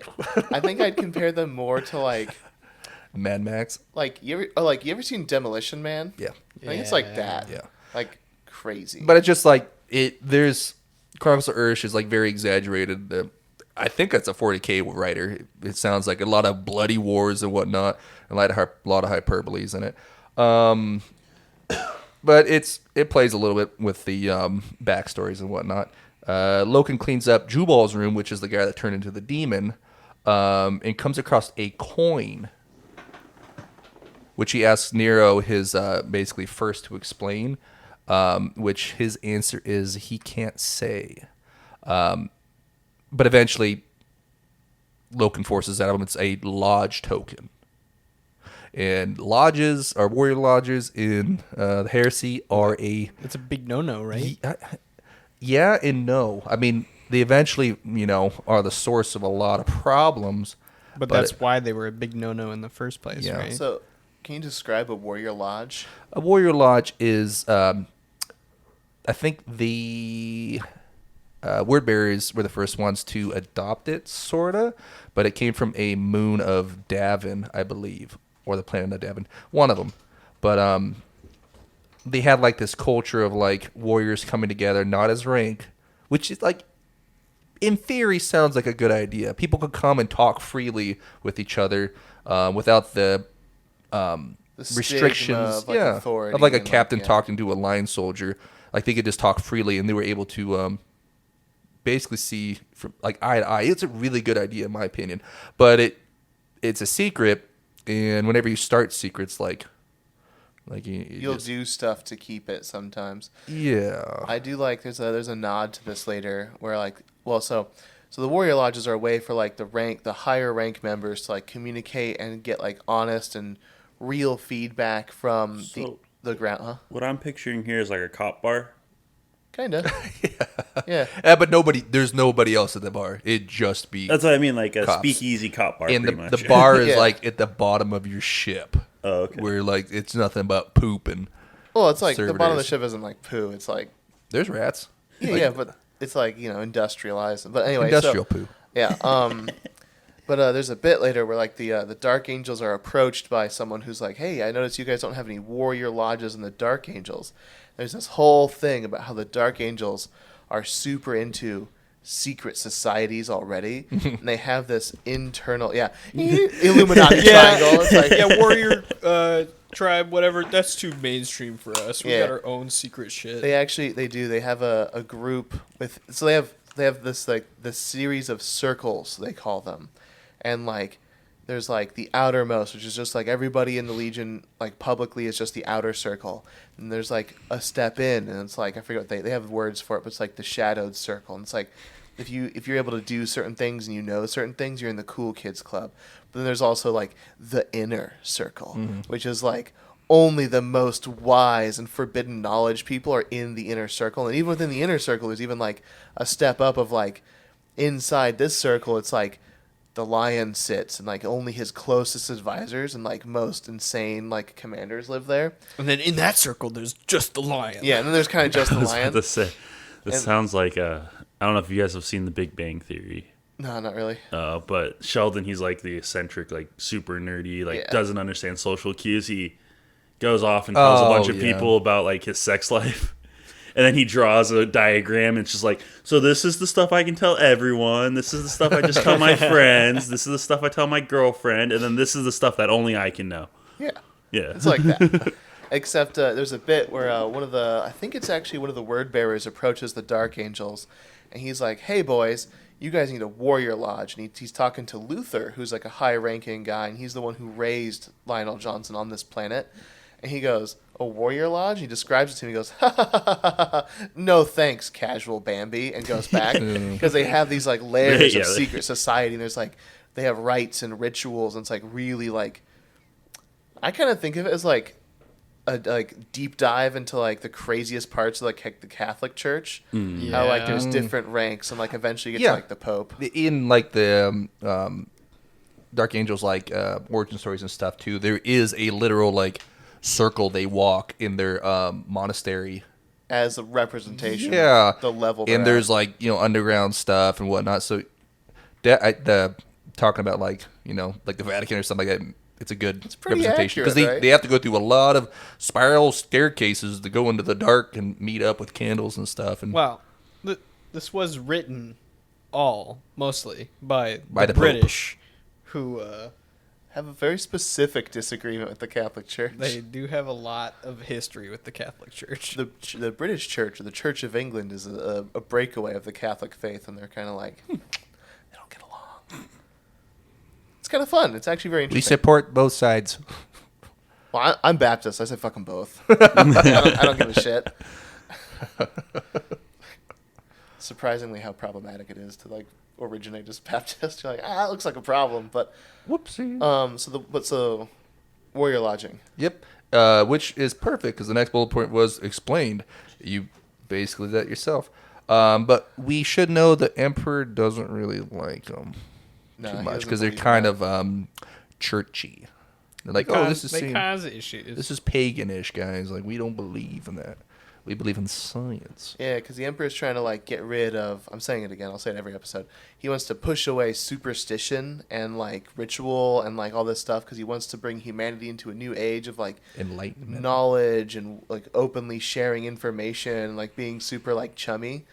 And that's like the end utopia he wants to build. But meanwhile, everyone's just like, "What if we had a secret club?" And he's like, "Knock that shit off. Stop it." Yeah, they don't. Stop it.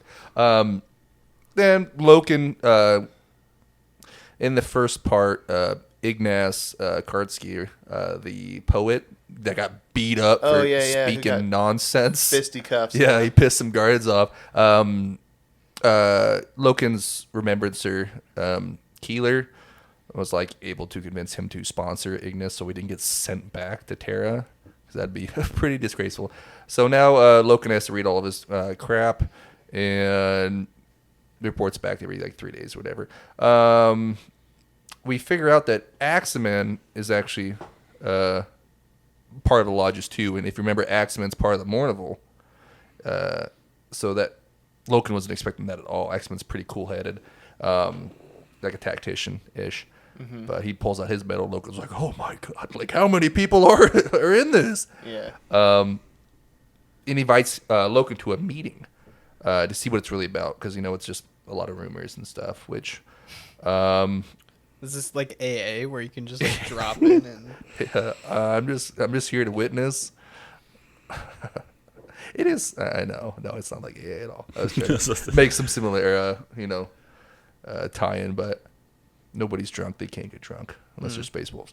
Yeah, but then they're drinking like engine degreaser and Yeah. liquor. I was gonna say you can. Specialized.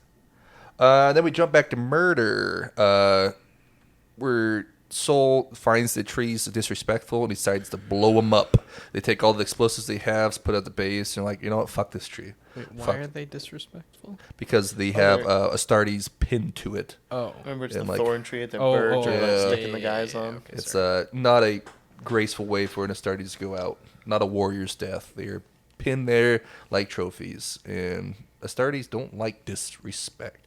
So they explode it. They put all their explosives on there, destroy it, which with all the smoke and whatnot, it's like a beacon for the rest of the Emperor's children, because they are currently separated on murder. And the bang, the sound, the smoke. Wait. That's the other thing about those drop pods. They're not the most accurate. Yeah, everybody's split. Every side of the battleground they hit. So yeah, they actually meet back together. Unfortunately, Sol Tarvitz and Lucius find Eidolon, and who immediately yells at Sol for using up all the explosives. He's like, "Oh, why would you do something so stupid?" And Sol's over there holding his tongue, like, "Oh, who are you to talk about stupid choices?" But Eidolon's pretty ignorant. He's never gonna take the blame. And the Eidolon sends Sol and them back up to the tree. They're like, "You know what? This is your punishment. You got to walk back up there, past all the flyboys, and find, like, I guess, evidence of the Blood Angels, like armor and stuff, to show that, like, they actually existed. So if they make it back up to the ship, they can prove that, like, okay, we looked for your Blood Angels, Sanguinius, but they're all dead." And on the way back, they see, like, construction bugs. Doing some So like construction. all these like subspecies guys is like hopping out, eating the tree, spitting more tree out, just like trying to rebuild it. Which like it's just funny. They have like a subspecies for everything. There's ones like shovel hands and whatnot. Yeah. It's like that's stupid. It's like a worker ant, right? It's like they sound kind of like a deranged some monster cross between like what termites, ants, and bees. I was gonna say between orcs and Tyranids.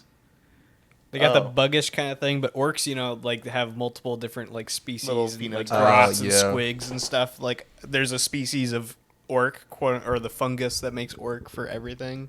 Yeah. Yeah. But it's construction bugs. Then a bunch of bugs go and attack Eidolon. I wish they would kill him. I like how you're super against Eidolon, but you're like, that Lucius guy's pretty cool. We're just like, just fuck Lucius. It's like the fun back and Eidolon's forth. like that shitty supervisor. He's not like your actual boss, but he's above you. He's gonna take all the credit for your doing, but also give you all the consequences. Like everything bad is your fault, everything good is his fault. Yep. And his boss just believes him, and it's frustrating. We've all had that guy or girl. So Lucius and Sol decide to fuck construction bugs up because why not? They're there. There's Xenos. They need to be purged. Right? Yeah. Gotta purge. Any bug's a good bug to kill. So The only good bugs are dead bugs. but it's cool. Lucius eventually gets he gets a little sticky. They hit him with some web. What do you fucking mean? The construction bug, somebody like spits the hot cement on him. Oh, okay. Yeah, I wanted to say some stuff, but yeah, he gets stuck to the ground with some bug's hot load. He's like, "Let me I could out!" spit hot cement. Yeah, me too. Yeah, it's not the most graceful thing for a warrior like Lucius. He gets stuck, and you think they're going to die because, Saul can't get them out. But out of nowhere, the Luna Wolves show up. Nice. Yeah. The third group shows up, and they're like, oh, well, this should work. And it is Tarek Torgadon, one of the Mournival. One of the oldest, if we remember correctly. He was like OG Mournival. Big boy, big sword. Big boy. Big jokes. Shows up, helps out the Emperor's Children of the sticky situation. Then, of course, cut to back to the ship, because that's a good chapter point. Luna Wolf's landing on the Emperor's Children's ship, and Horus gets all friendly and political with the Emperor's Children command force. And if we remember the Mournival's techniques, is Horus comes in friendly and hot when his Mournival is supposed to be like just jerks. It's like good cop, bad cop, but politically. Yeah, where they reprimand people, but Horus is like, "Oh, guys, not so mean," but secretly he hates their guts too. They pop on there. They're asking a bunch of questions, trying to figure out a lot of politics and super fun. Luna Wolves are able to see signs of life on the planet through the break in the storm.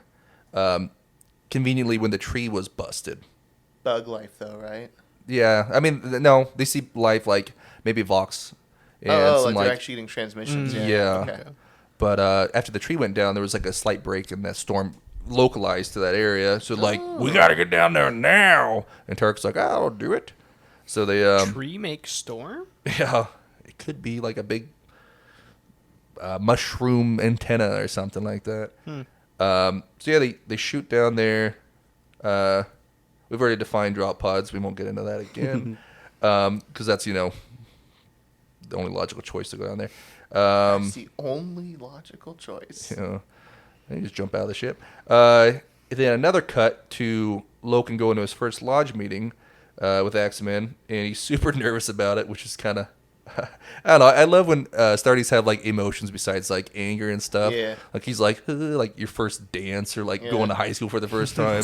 Like he's pocketing a knife and stuff, and he's like, I don't know if I would have liked this, and like, what do I do? What if they don't like me? Yeah. Like, do I have to stab everybody? And I mean, that's not the same thing we have to worry about. Yeah, but he's like worried it's gonna be like crazy. Yeah. I really like those humanizing moments for Space Marines. There's like a really good one in Hell's Reach. I'll bring it up every time we talk about. You do like some Hell's Reach. I fucking love it.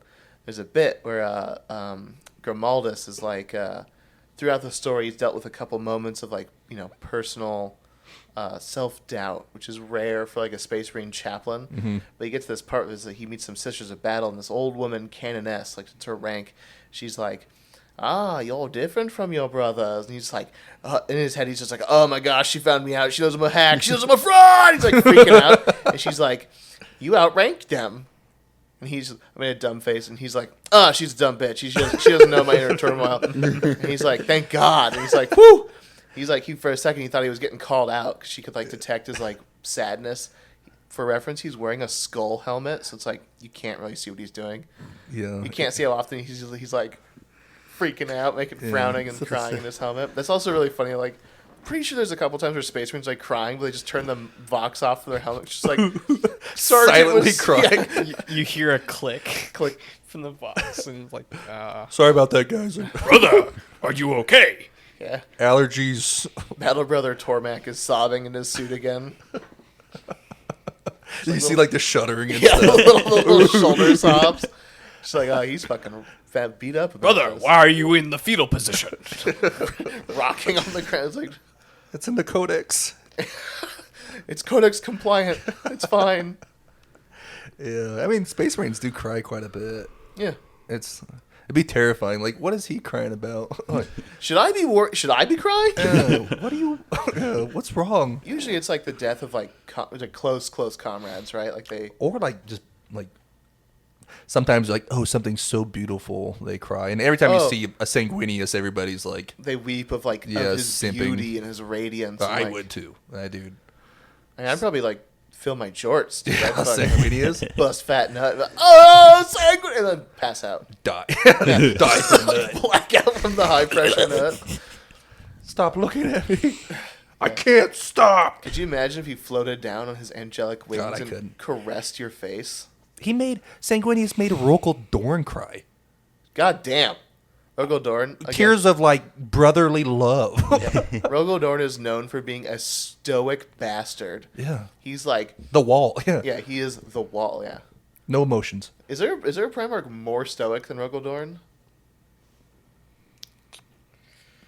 I think Alpharis maybe shows less. No. Yeah, maybe. Shows less emotion But wise. he'll also like ham it up if he needs to. Yeah, you are Because there's right. a couple meetings where he's just like, "What's up, guys?" And it's like, "You seem really chill." And Dabbing he's- people up. Yeah, he's like, "Yeah, we're doing it," and like hyping. And it's like, "Are you always like this?" And he's like, "No." He's like, "Oh shit." No. But yeah, Dorn is not so. Anyways, Loken's going back to his meetings. Open the door with some secret passwords, and he sees a lot of people he respects. Like Tarek's there, Nero's there, which is his like first command, Cetera, and etc. All over the place. Which he didn't know. He respected all these people, and he doesn't respect the lodge. He's like, fuck. Damn it, Lodge guys, is pretty come cool, on. actually. It's like, I'm not supposed to like this. All my friends are. Like if all my friends are doing it, I guess I'll do it. Getting peer pressured. Says the Warhammer players. We learn more about, I guess, what we've already talked about, the creation and whatnot.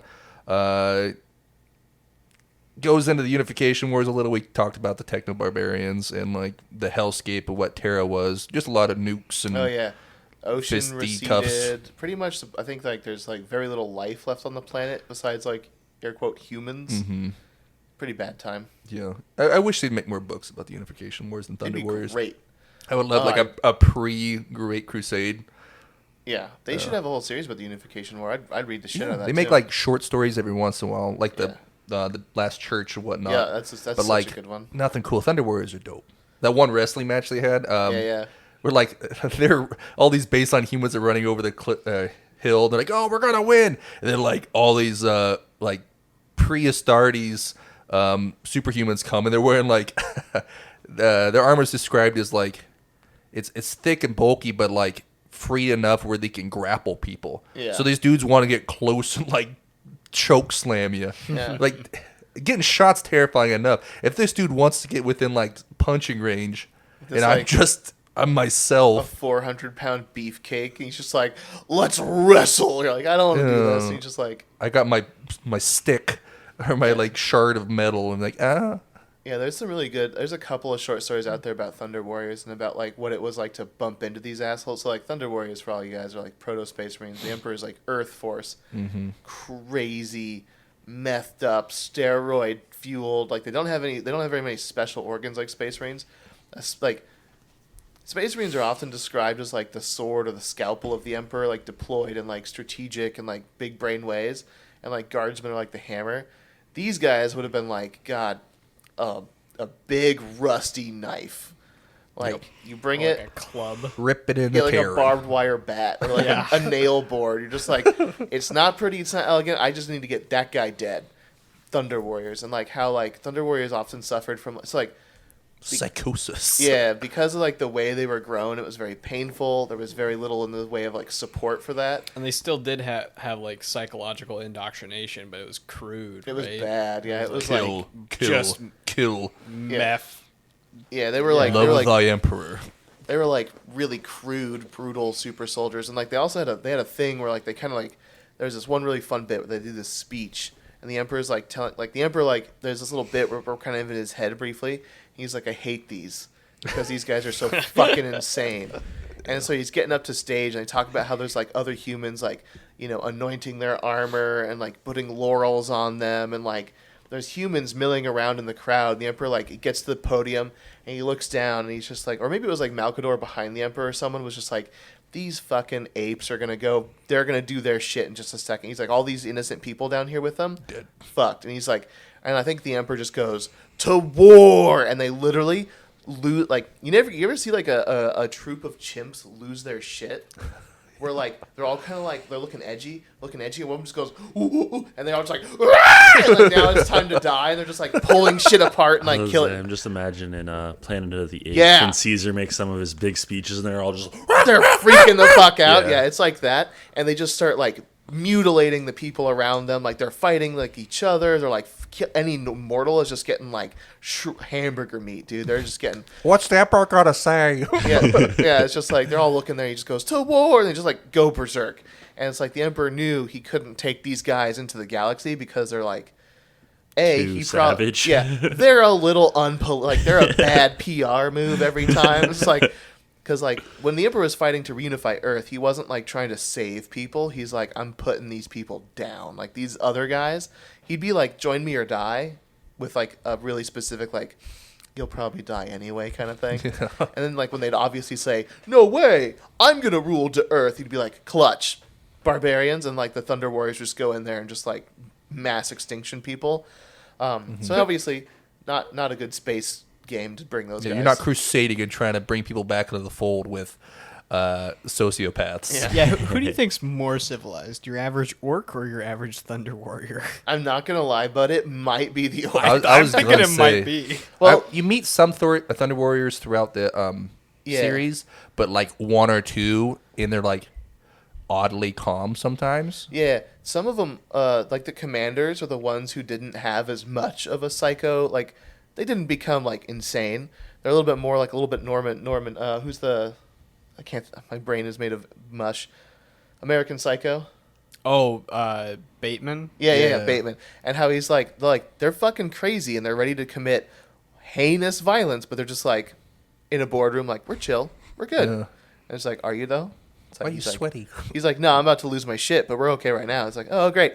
And so some of the Thunder Warriors do make it pretty far into the setting, but a lot of them, the Emperor's just like, these bitches gotta go. Yeah. These guys gotta go. And he killed them all. Killed most. Oh, yeah, he killed. I think it was like a 99% kill rate. Like, he swept house But pretty not good. all. And to do that, he used Space Marines and Adeptus Custodes, which we'll get into eventually. Yeah, they should be cool. Yeah, that's a whole... That's a can of worms.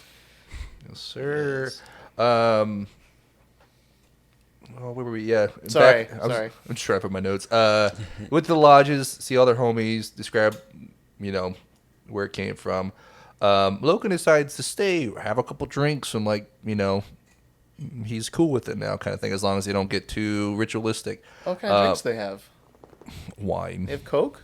Yeah, a good, nice cold Pepsi. Yeah, a nice Beppis. They got blue Pepsi. That's where it went. In M31, they got blue Beppis. They brought it back, baby. Everybody's got rotten teeth. Dude, it's Crystal Pepsi. Yeah. And 3D Doritos.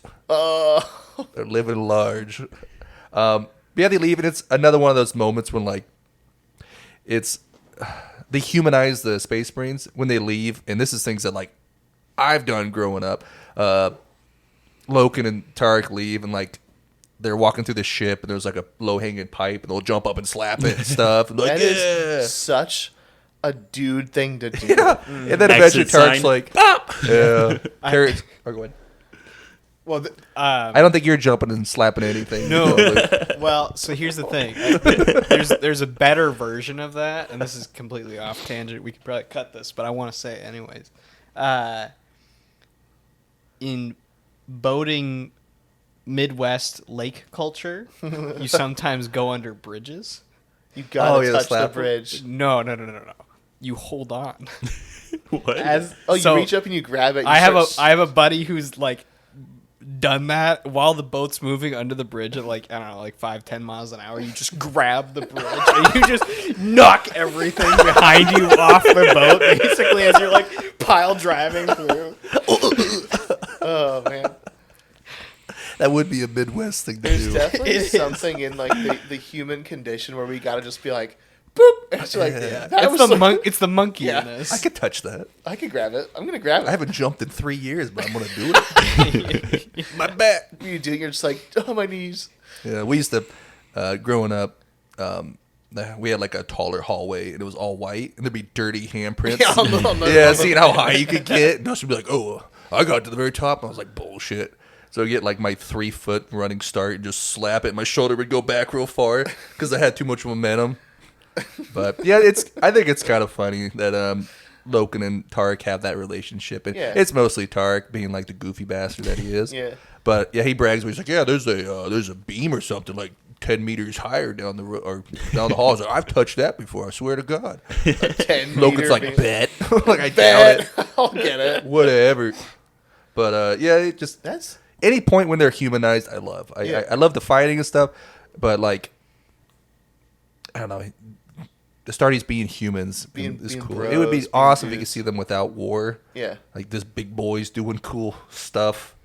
out. Like playing Blood Bowl or sports or something like that. It would be They'd have to sick. make a new league. Of course. You can't have Space Marines playing fucking American football with normies. It's just like, boom! It's like, oh, that guy just got his chest caved and he's dead. Yeah, this is touch football and people are dying. He ripped the flag off and his femur. Go for the grab, dislocate his shoulder. It's like, jeez. It doesn't matter if you're helmet to helmet contact, you're going You're down. dead. I don't think they have to worry about CTE in that league. Just mush brain. Oh, Space Marines actually be really resilient in football with the CTE syndrome. They'd be able to just like, boop, and just be okay. You a little shake. You'd have to make the fields like 5 times as long too. I bet 500 you. yards. Yeah. No. You keep it the same size. Now it's just hectic. Dude, the Brett Favre of Faster. like Space Marines. Dude's think hucking that thing just I was going to 100 miles per hour. because I'm curious. Like I tried to remember how we tried to calc how fast a Space Marine can run, and like peak was like 45. But did we ever do how high a Space Marine can try to jump? Unassisted or with power armor? No, I'm gonna say like I want to go back and they're gonna be Worse with naked, power right? armor. They're wearing trousers, right? They're not wearing power armor. How high can a Space Marine frog hop? I don't know. It never really talks about like they I don't know. leap I much. feel like it wouldn't be that high. They're so heavy. Right, but they got muscle. You seen density. Shaq Yeah, jump? What? Seen Shaq jump? Fair. I mean, That Space dude's Marines 340 pounds. Yeah. they squat. Space Marines squat like crazy. They don't skip leg days. Oh, they got big vascular legs. They could probably. I mean, I guess there's occurrences where like they'll break out of like a prison just wearing their briefs and beat the shit out of people. Yeah, and, like that you know they can happens. jump between like catwalks and whatever. I think they, depending if they have a name or not, they could probably jump pretty fucking high.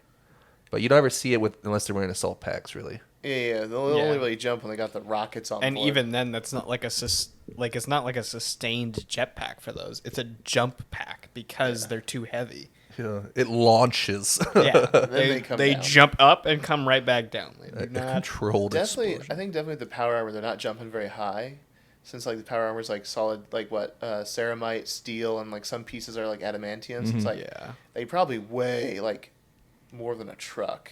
No. I would wager probably with power armor, no hoppy. But then without power armor, since they don't practice hoppy, they probably don't hop too good. Yeah. Yeah.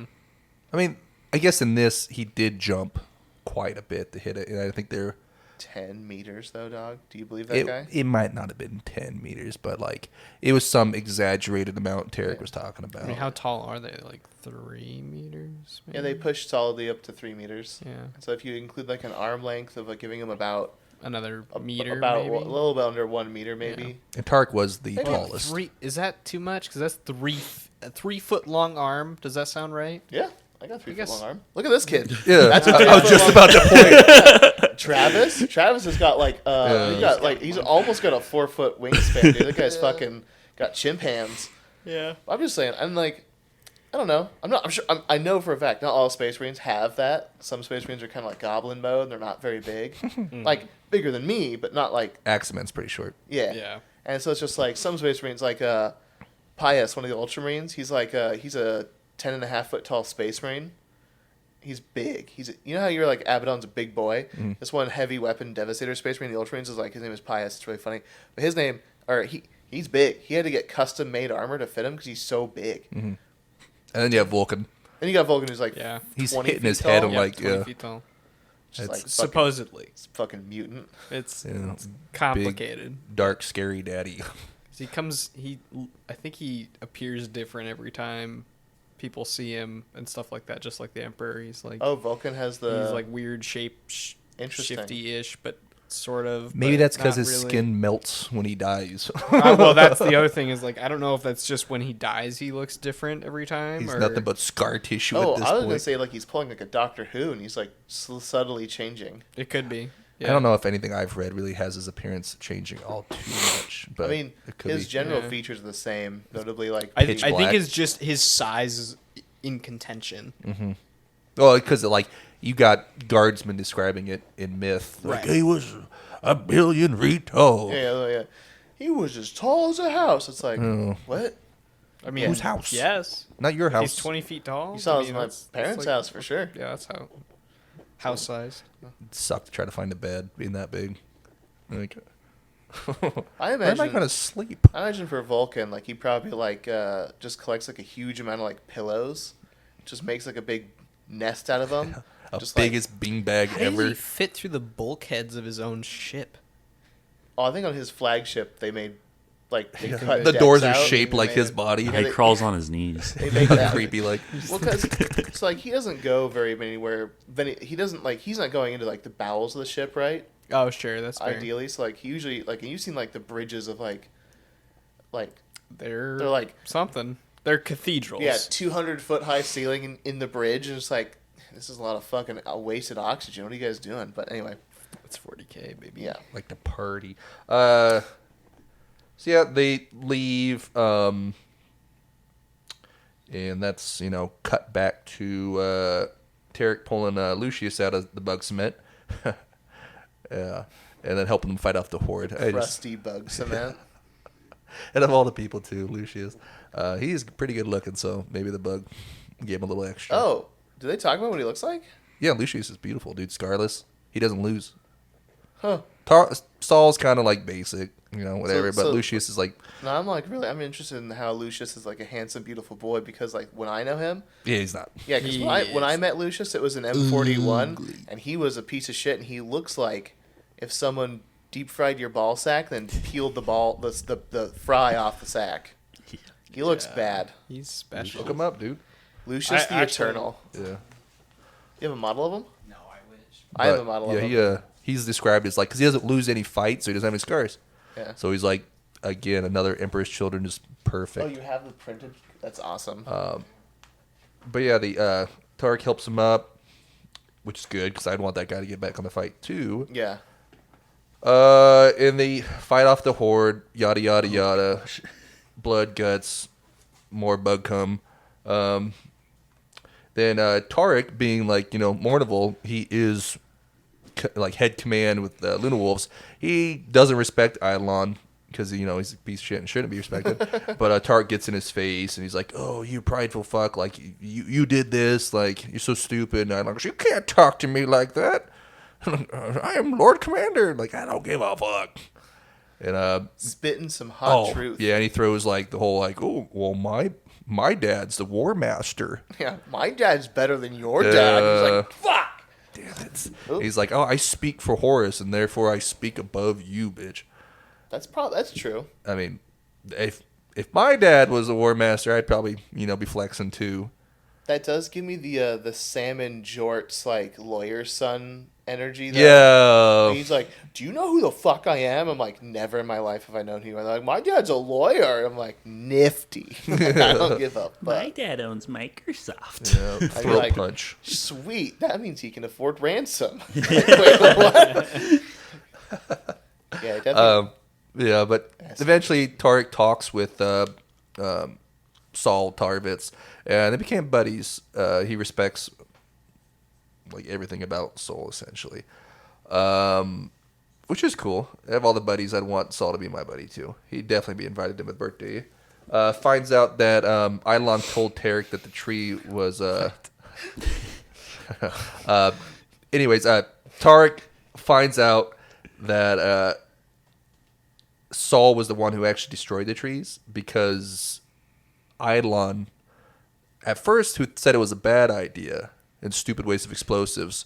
Once Tarek and them were like, yeah, once the tree was destroyed, like the static went away for a little bit. And Eidolon's like, well, that was my idea. What a fucking simp Yeah, this guy is, he's a dude. douche. But Tarek finds out thanks to some people in Saul's group. It wasn't Saul, because Saul's like, whatever, he can have the glory. Like, I don't care. As long as people were saved. He's just a good dude. But Humble, yeah. once his buddy's over there like trying to hold his tongue, he's like, I can't hold it anymore. Can I speak freely? And Tark's like, yeah, sure, whatever you want. He's like, yeah, this was all Saul's idea. Eilon's a fuck. And Tark's just like angry eyebrows. Angry eyebrows. Yeah, I don't like you. I'm angry with you. But yeah, figures it out, and there's repercussions later. Do they involve backhanding? Oh, I fucking wish. Even though it'd probably be a pretty even fight. Eidolon, although he's a douche, is actually like... Very dangerous. Yeah, he's a pretty good fighter. He's got a giant hammer. I'm not sure if it's a, power hammer or anything like that, or whatever those ones are. Thunder hammers? I think it's a power hammer. Yeah. Even if it's not a thunder hammer, a power weapon in general is pretty dangerous. And the force, an explosion, whenever one of those bastards When like hits. the adamantium, the deatomizing field, breaks bonds. Yeah, it's pretty sweet. He does some work. So yeah, after Eidolon took all the credit, they decided to actually do some shit. So the Luna Wolves sent out their Terminators to follow said retreating bugs, and the stalks weren't a problem anymore because the Terminators just scythed them all down, either by gunfire or scythe work. So the hiding spot was demolished. And they just made it kind of methodical, typical Astartes that are in control work, marching like they own the place, because they apparently do now. This is imperialism. Yeah, it's also it's funny how like a squad of termies really like fixes it, and it's like, why don't we start with this? Yeah. All the time. Yeah. Don't We need wanna more risk of losing these guys. But during the heresy, it's like they're being made still. Oh, true, true. It's like I just start with. They're relatively new though. Still, I think they were. Yeah, that's right. They talk about in the heresy like the Justinian and whatnot. Like, Do they talk about what pattern they're wearing? if anybody would know, it'd be you. I To have what I have timeline? suspicions, But because like typically they think cataphracty is like the oldest. Mm-hmm. But if you want to like dig deep into gross old rogue trader lore from like the 80s, there are actually I think two patterns right before. One of them, huh? Are you talking about big shoulder pad one? Yeah, like The- Mega Pauldron Saturn. oh Terminator yeah, armor. there's a cool video of those guys. Yeah, there's a couple, and they're like all pauldrons. And then there was one more that I don't know what it's called. Is it the Cobra? Yeah, I call it Cobra pattern, and some people call it like something else, like like something tortoisey sounding. But I'm like, it looks like Tortuga pattern, but I think I would call it Cobra because they got that flared Cobra shoulders. They have much smaller pauldrons. Yeah, I think those look kind of neat. But Snake. I keep wanting to bring this up as well because like they talk about how like I've heard people at like stores be like, Terminator armor used to be like plasma reactor maintenance armor, and I'm like, that's like saying tanks are like tractors or like came from tractors. Yeah. And it's like parts of tanks were demoed on tractors, like treads and big engines, but like really the development of the tank concept was kind of independent. And like some of the first tanks were built on the frame of a tractor because it's a heavy mover. I mean, the name tank comes from, Tanks. literally just slapping treads and stuff onto a tank of something. Yeah. And trying to use that as armor. Yep. I mean, I don't know. Yeah. But like it's like I don't know, cause nowadays if you were like, oh yeah, tanks are like descendant of tractors, I'd be like, Shut up. far away, I guess. Yeah. I don't know what tractors you're driving. Yeah. But I don't know. I think it's interesting. But like, probably in this case, the Justarian I think are famous for wearing cataphracty armor. Okay. If they're talking about how it's new, I would suspect they're in like the Mark I cataphracty kit, which is really cool. Love that shit. I think that's kind of the style that the Thousand Suns still. I think some of them are Use. Tartarus. Oh, really? Okay. Yeah. My personal favorite armor is the Tartarus armor. I think it looks like slicker. And Is that still normal helmets though, not the Bulldog? normal helmets? The Bulldog helmet is exclusive to the Indominus pattern. I love the Indominus pattern. That's It's my favorite. made favorite by Space Hulk. Yeah. Blood Angels were the first chapter to have Indominus armor. Old Space Hulk. I mean, Super fun game. yeah. You start, you die. Yeah, thumbs down. Like, is I there something else to I do? like that game, but I don't know. You missed every one of your shots. You're dead. It is so hard. I'm a Terminator, though. Doesn't matter. You're fighting a guy who punches through adamantium Yeah. with his knuckles. They're bred to kill. But yeah, they mess up all the bugs attack plans. They can't do their whole hit and run tactics, so bugs gotta adapt. Are the bugs able to cut through the Terminators at all? They're not having any luck. That's wild. It is very one-sided right now. Like you had a spearhead of Luna Wolves pop down, led by one of the Mournival's and Terminators. So yeah, the bugs just got to get the fuck out. Time to go. Yeah, like we're up for killing, but not these guys. Bouncing back to the strategium of Luna Wolves, where there's some twins. Or I don't know if they're identical twins, but basically two captains of the Luna Wolves, either in the or, and they're just basically kind of talked about a little bit of backstory. We get a little bit of backstory of Acton Cruz, who's the half herd. He's like this super old timey Luna Wolf. One of the oldest, I believe. He thinks he should be the first, or captain of the first, but he's not as good as Abaddon. That's some pretty high standards. Abaddon's kind of a little bit of a freak, honestly. He is. So they treat him like just like that crazy uncle at Thanksgiving and shit. Like, okay, like just listen to him rant. Yeah. If we pay him attention, he'll talk more. So just but more backstory on them. Nothing we need to go over. More about the Chronicles of Ursh that we've already talked about, Thunder Warriors and the such. There's some parts that kind of reflect on Loken's situation with demons in the warp. They bring up, actual demons, and, it piques Loken's interest because he's like, oh my God, something I can relate to. But he still doesn't know, like, the whole, I guess, all the craziness that's out there. He's only seen one thing. He still can't explain it very well. It is kind of shitty. Loken goes back to his room because he didn't get sent down to murder. It was just the Targ for now. He goes over his old war trophies with just kind of looking over. He's thinking if he dies when people clean his room, like, what are they going to find? And Space Marines don't really keep too many tokens. They don't really find anything like, at least some of the legions.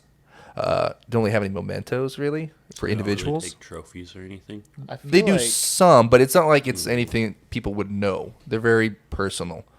Yeah, I think Space Wolves are probably the biggest, like, trophy takers. Like, they'll take heads of shit they've killed back, and they'll take, like, weapons of people they've killed. And Very like, tribalistic. yeah, they got a big tribal mentality.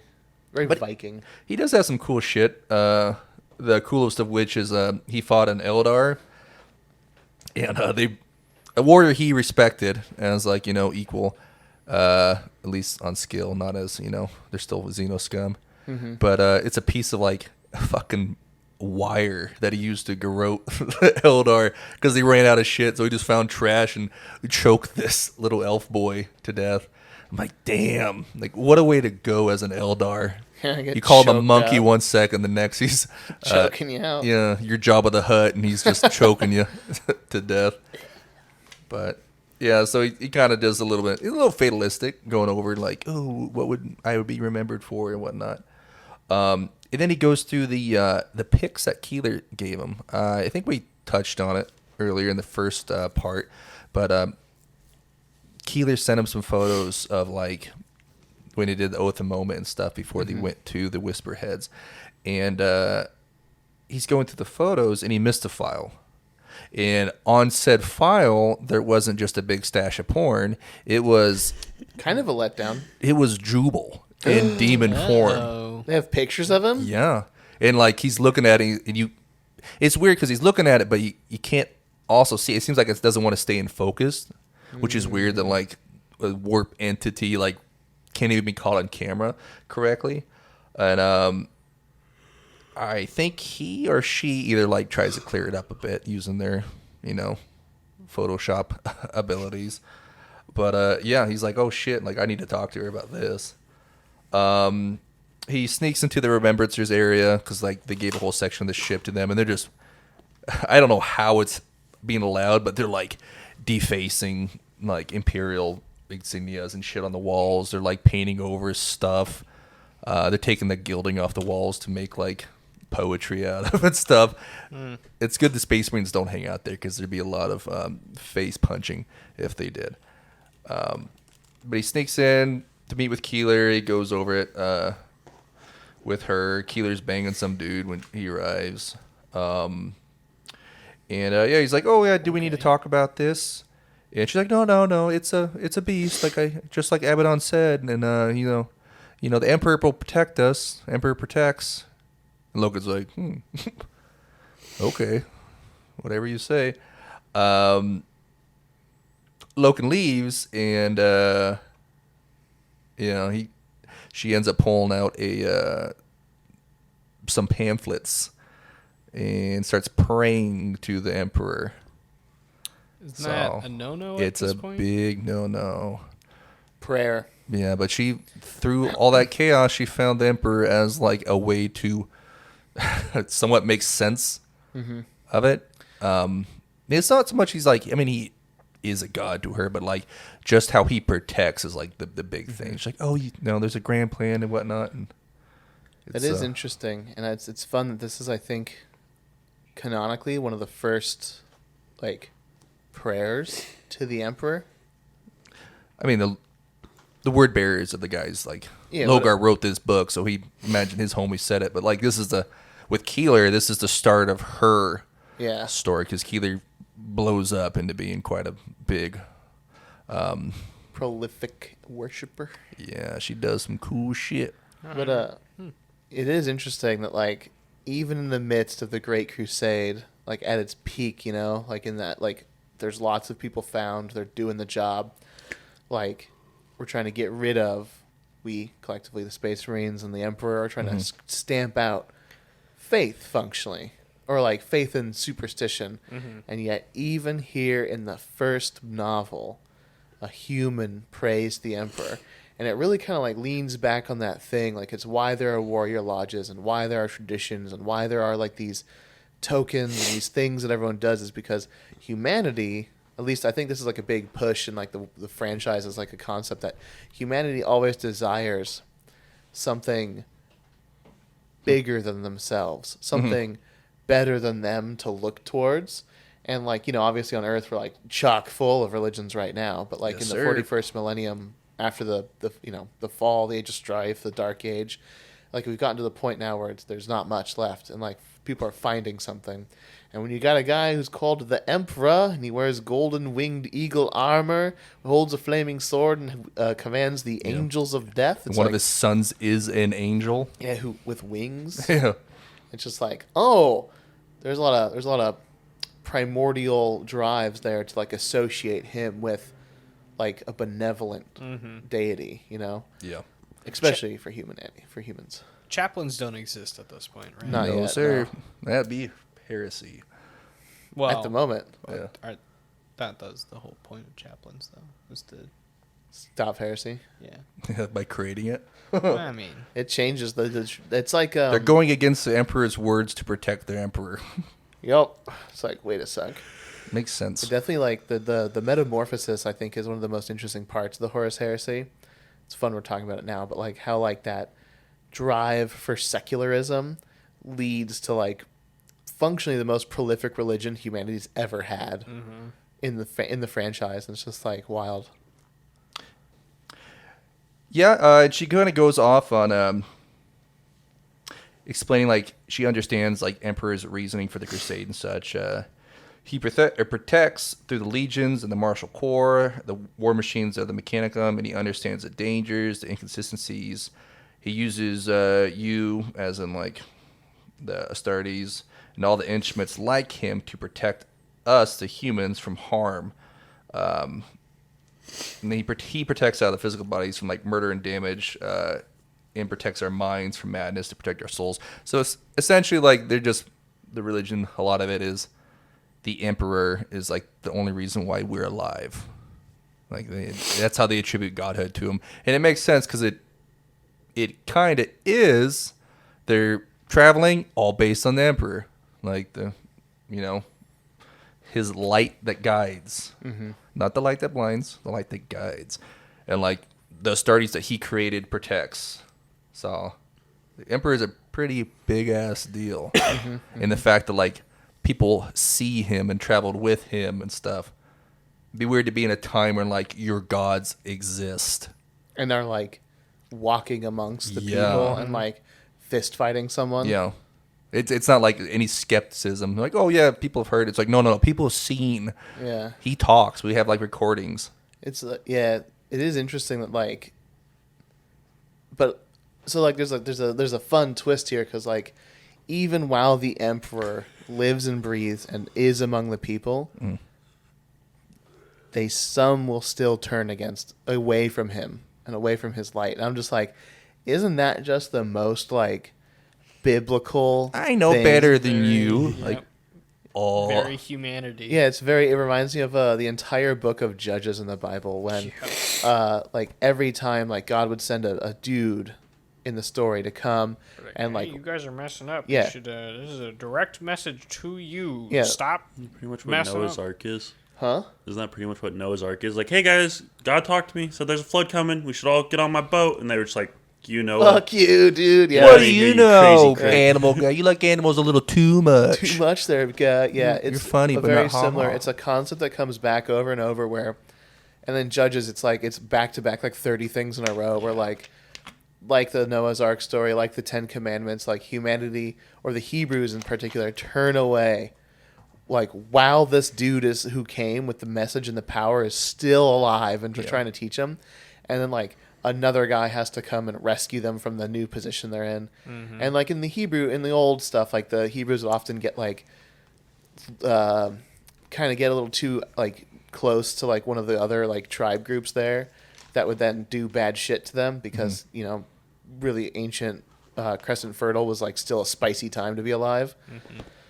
It's just interesting because then so like in the 30K timeline, the Emperor is here, he's present, and yet there's still so much turmoil. Yeah, and people, this is why like it's hard to be a loyalist. Everybody's like, well, he messed up. Like, why didn't?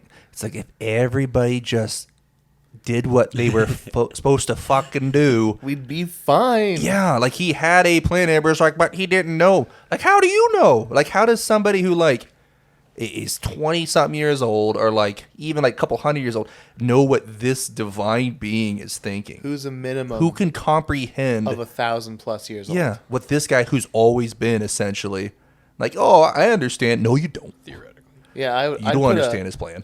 I'd put at least. I say, I'm going to give him some leeway. I'm going to say at least 1,000 years. Yeah, Because I don't know. There's some stuff before that. Which, maybe his earlier reincarnate or yeah, but like he has more experience than anyone alive. Yeah. I mean, he lived through the Guaranteed. golden/dark age. Yeah. So He was there for it, so like He was some he's medieval aware. shit too. Yeah, and so There's then, stories. but then like the flip side to this is once the Emperor,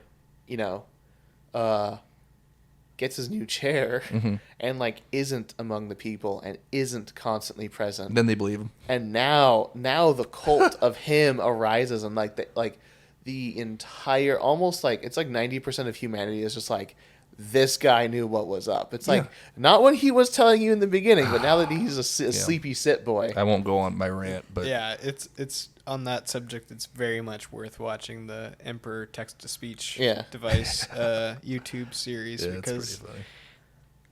the concept is some Custodes fanboy of the Emperor gave the Emperor the corpse that he is on his throne a text-to-speech device so he could start talking again, and he was It's not good shit. happy. He's about tilted the changes. constantly. What the fuck? And then What the fucking shit is happening here? but Why is there an entire ecclesiarchy? why do you guys do these things? And the custodians are super hot in that too. Yeah, they have like really intense Rippling beach bods. abs. Yeah, they're like glistening and dark Oiled skin. up. You're like, oh shit, bodybuilders. But then there's so like in the flip side, it's like how can like the Emperor being around is such like an easy beacon for so many people to latch onto, right? But then also when he's gone, there's a lot of people latching onto that as well.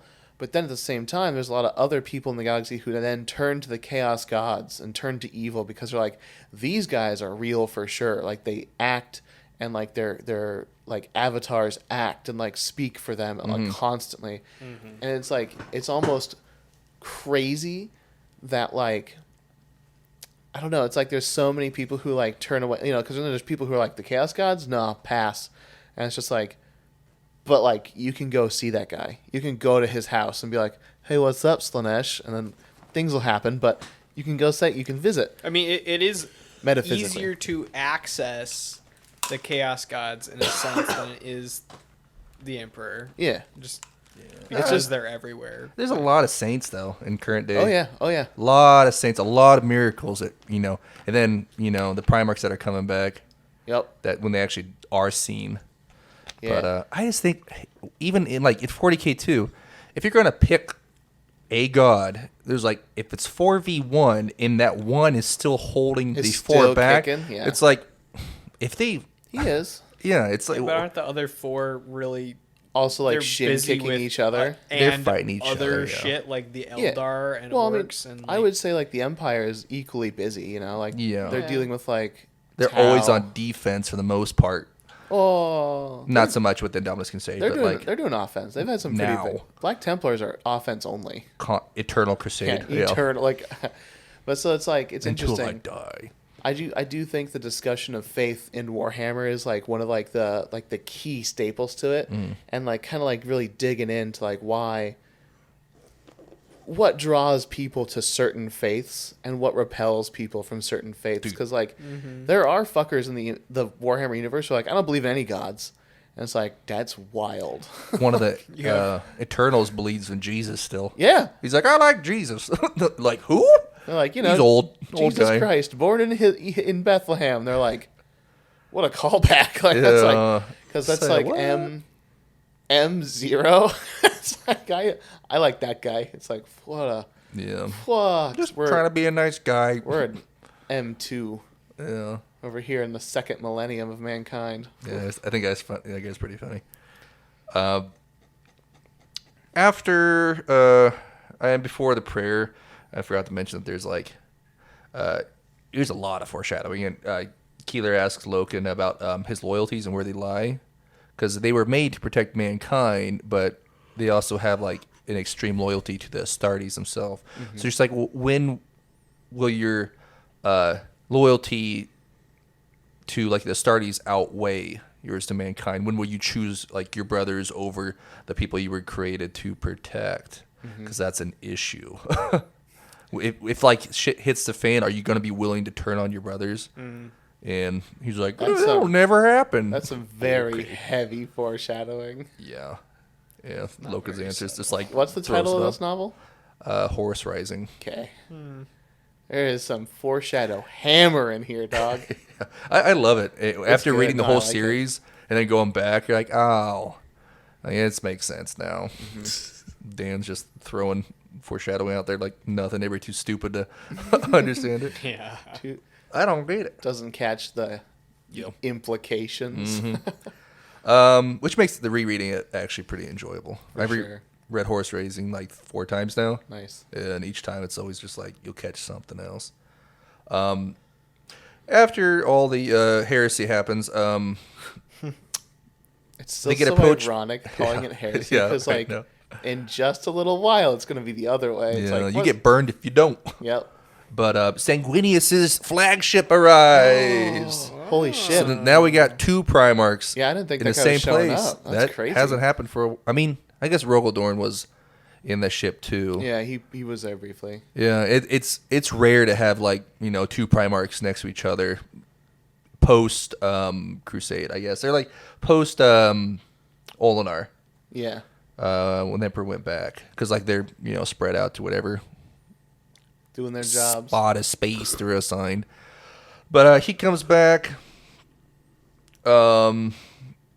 Loken actually brings his point up to his remembrancer, Mercedes, about the Olinar parade, and goes on like how awesome it was, and like the terraforming of Olinar, basically making everything fucking flat, and they had like orc skulls. I don't know if we talked about it in episode 1, but they had like orc skulls just burning on pikes. Like, it's cool. The Emperor and all the Primarchs sat, and everybody marched by him for like, I don't know, hours. Yeah, but I think not all, but majority of the Primarchs were there in one place. Mm-hmm. And I wish they'd make some more books about that fight. Well, because it seemed pretty sick. Super tangentially, they kind of did. Future fights, yeah. Yeah. But no, the actual like original purging of Ulanor would have been a crazy series. Because tons of warlords. I think it was Horus that came through and like decapitated the war boss and whatnot, and like just super cool, man. And that many Primarchs fighting together in the same place. Be sick. My poor little green boys. Yeah, it'd be like a WWE shit, like the war boss is out there and you got like, I don't know, the Khans sitting outside the ropes and Vulcan's like fighting the dude. Like, you don't get a break. The orcs are. So it's like a Royal Rumble. Yeah. No, it'd be like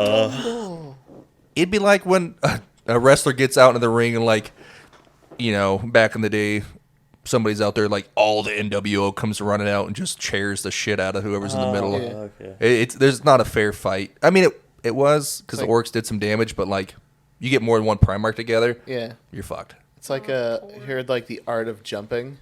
And, like you and the boys go find one guy and you all fucking jump him. It's like the Primarch's just like, you guys want to see some shit? Check this out. And, like stomping. 18 fucking Primarchs land and just like, we're rolling you. It's like, oh my gosh. Like, the good Expendables. Yeah. And no Stallone, but like.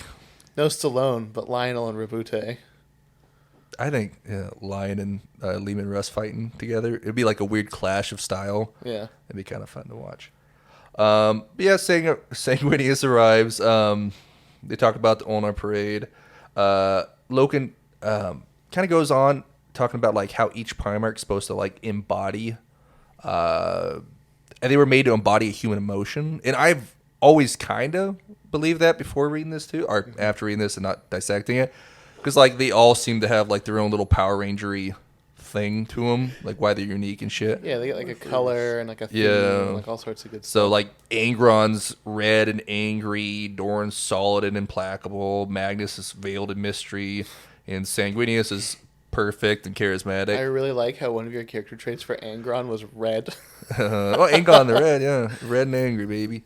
But like the Red Angel, it is cool to think about how each one of them like has something they embody. Yeah, and like they're very niche. And I don't know why, but I love having like the units that are like specific for things. Yeah. I don't like all around cool and all. Like, I don't know, the Luna Wolf's like, oh, we're spearheads. Like, we're the best of everything. I'm like, I don't like that. I want you to be good at one thing, really. Specialization. Yeah. I think there's actually a little conspiracy corner bit about how when the Emperor made the Primarchs, he actually used reflections of certain parts of who he is. Mm-hmm. And so like I think so Lionel being the first, I think Lionel is literally supposed to represent who the Emperor originally saw himself as. ADHD. Well, I was going to say he saw himself as like a monster hunter, a noble knight, a defender of humanity, and the Lion is literally just that. That's pretty much his whole personality, right? And like you keep going and you get to some like Sanguinus and he's like, he is beauty, he is grace, he is here to like be the best. And it's like that's like how the Emperor like negotiates with people, as he turns his Sanguinius mode on. And then you have like other Primarchs, like you have like Conrad, and it's like the willingness to like be brutal. And not like Angron like violent, but to be cruel and to be like twisted. To break someone. Severely punish the wrong. Yeah, I think all the Primarchs are in part a reflection of who the Emperor is, and that actually kind of leads into a very interesting concept of why two are now permanently missing, and like what kind of character traits. His like kinks. Yeah, Primarch number 2 is just like, oh no, we didn't hide this one. I busted out the fishnet and the gimp mask. He's like, ugh! He's just a big foot Primarch. Yeah. Like, oh no. I'm in defeat, baby. It's like, oh. That's going to the deep but parts. What I was kind of getting at, like, none of the Primarchs are necessarily like exclusively they don't embody the Emperor's pride. Like, they are all prideful. The children? No, that's different. That's the pursuit of betterment, the pursuit of perfection. I think they're pretty prideful. They become prideful because of what they believe themselves to be, but we don't see truly. Because, like, have you seen how the Emperor dresses? You seen the Emperor's armor, dog? I've seen how he wants me to see him. Yeah. Word. Gold. Golden, adorned, big, stony features, long, dark hair, a power claw the size of a fucking sedan. You know what I'm saying? Like, he has an image and he's got a rep, and we don't see, I think, something that reflects that in the Primarch. Like, we see all the Primarchs are like that, kind of. Dorn's is kind of golden, isn't it? That's yellow. He's yellow. He's yellow. Yeah, Yellow he's- gold. Yeah. We need Well- a lady in here to tell us Yeah, to actually, like, name that. Splice that what down. color is that? But the gimmick I'm kind of getting at is, like, that the Emperor, probably one of the Primarchs that are missing, embodied his, like, pride or ambition. And he's like, oh, fuck. Like, someone's like, what if I was in charge, Dad? He's like, You don't think that was Horus? Destroyed. no. I think Horus... So Horus was corrupted, right? I think Horus Yeah. in the beginning, Horus was like... We're gonna maybe not go on that tangent because that's pretty Yeah. relevant here. Oh. Book or two. Yeah, well, e-break. I was gonna be like, we don't need to tell him about that. Yeah, yet. we could probably, like, snip that section out. It's like, Horus was like, cut me off like 3 words earlier. And Heath is just like, Book 2. That's it. But anyway, I'll stop derailing. You can keep going. But yeah, I like that. The embodied emotions. You could almost, like, if you wanted to embody, like, which mental illness each one of them embodies, because, like, they do. The more Lion books I read, I'm like, that dude is socially awkward. Like, He misses some of them social the cues. and he only can hyper focus on things. He isn't Gilliman where he, like, think of everything. Gilliman's got that, like, wide spectrum OCD. Like, it needs Yeah. to work in order. It's functional, but Lion's like, I'm gonna tunnel on this, forget everything else. I'm gonna forget, no spoilers. Forget anything else I should be concerned about, and I just want to hunt down this one guy. Are you saying, though, that an emo phase is mental illness? Because the Raven Guard exist. They went through their goth phase. Yeah. It's not a phase, Dad. Hair flips constantly. I think he does have long black hair. Have you seen too. the Shrike He model? does. Dude's got emo Sasuke hair, Oh, and he God. looks like he's about to... I'm like, oh, yeah. He's so edgy. Pale and everything? Yeah. That's funny. Just they put, like, a trench coat on him. That's what I'm saying. They're like, the Raven Guard are always one step away from just, like... what was that Some band? edgy book or something in his My bag. Chemical Romance. Yeah, My Chemical Romance. They got Edgar Allan Poe in their backpack. They got Yeah. Black on. I'm reading the Satanic Bible just 'cause. Just 'cause. Shut up. Shut up. Anyway, sorry. It's funny. So after that, and I always like just to daydream about that kind of stuff.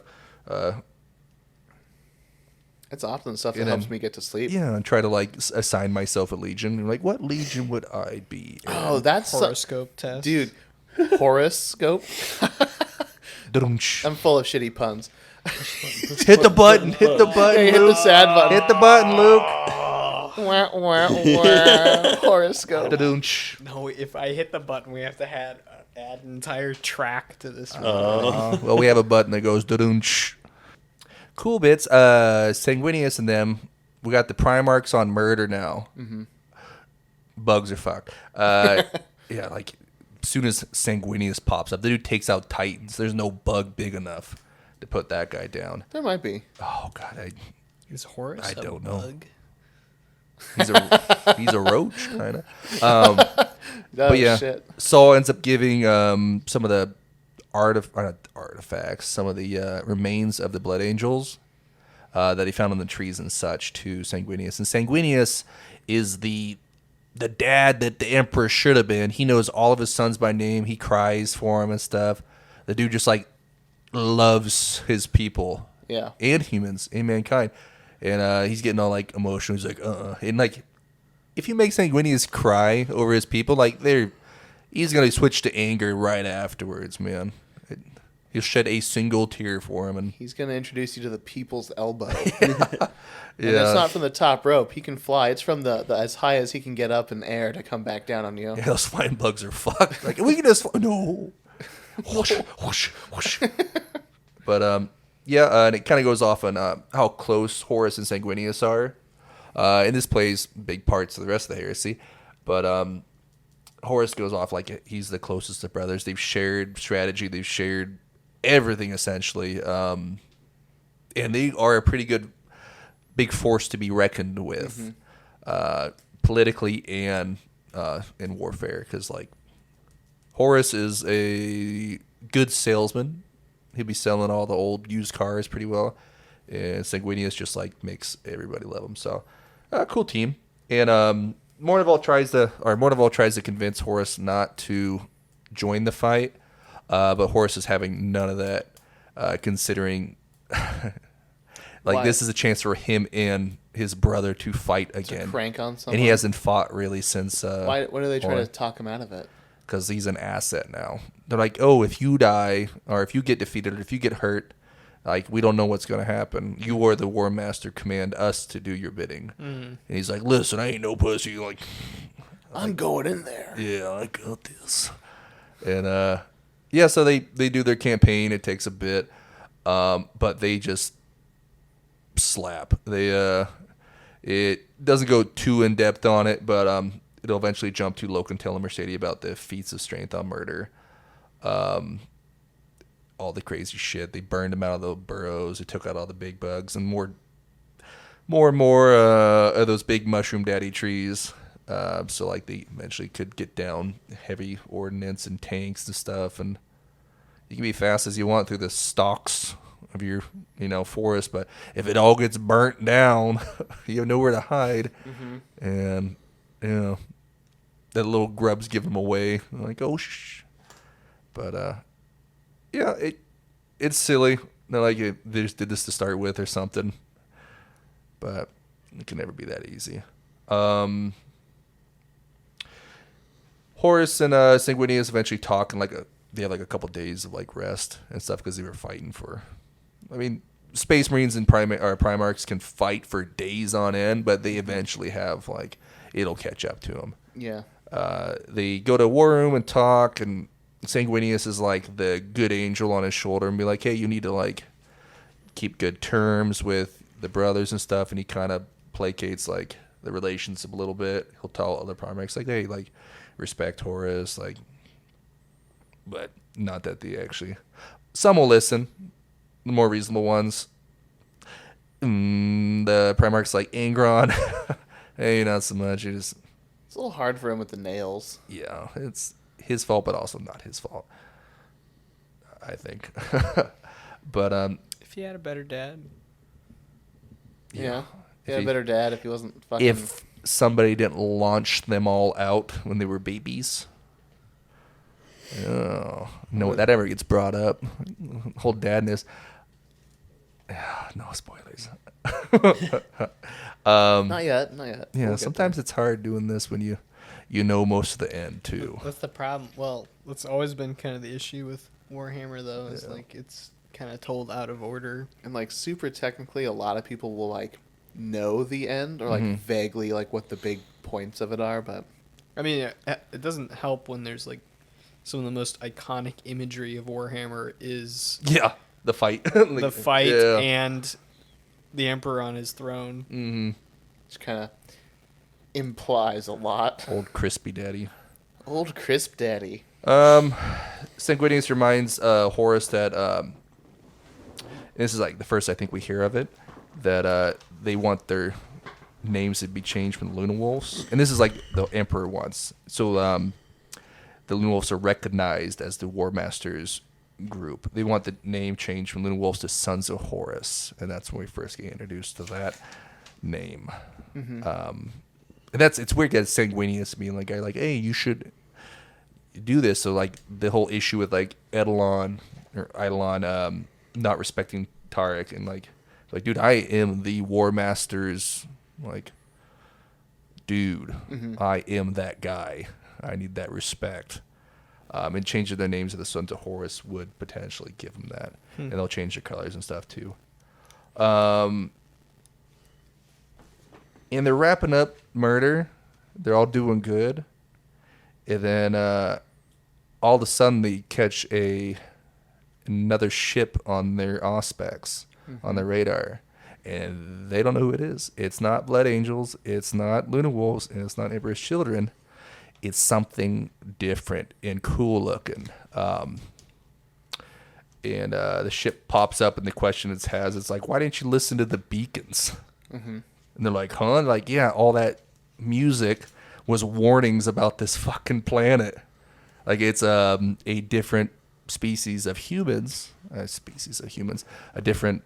Abhumans? Yeah, a human that, like, captured these bugs and put them there. But all these...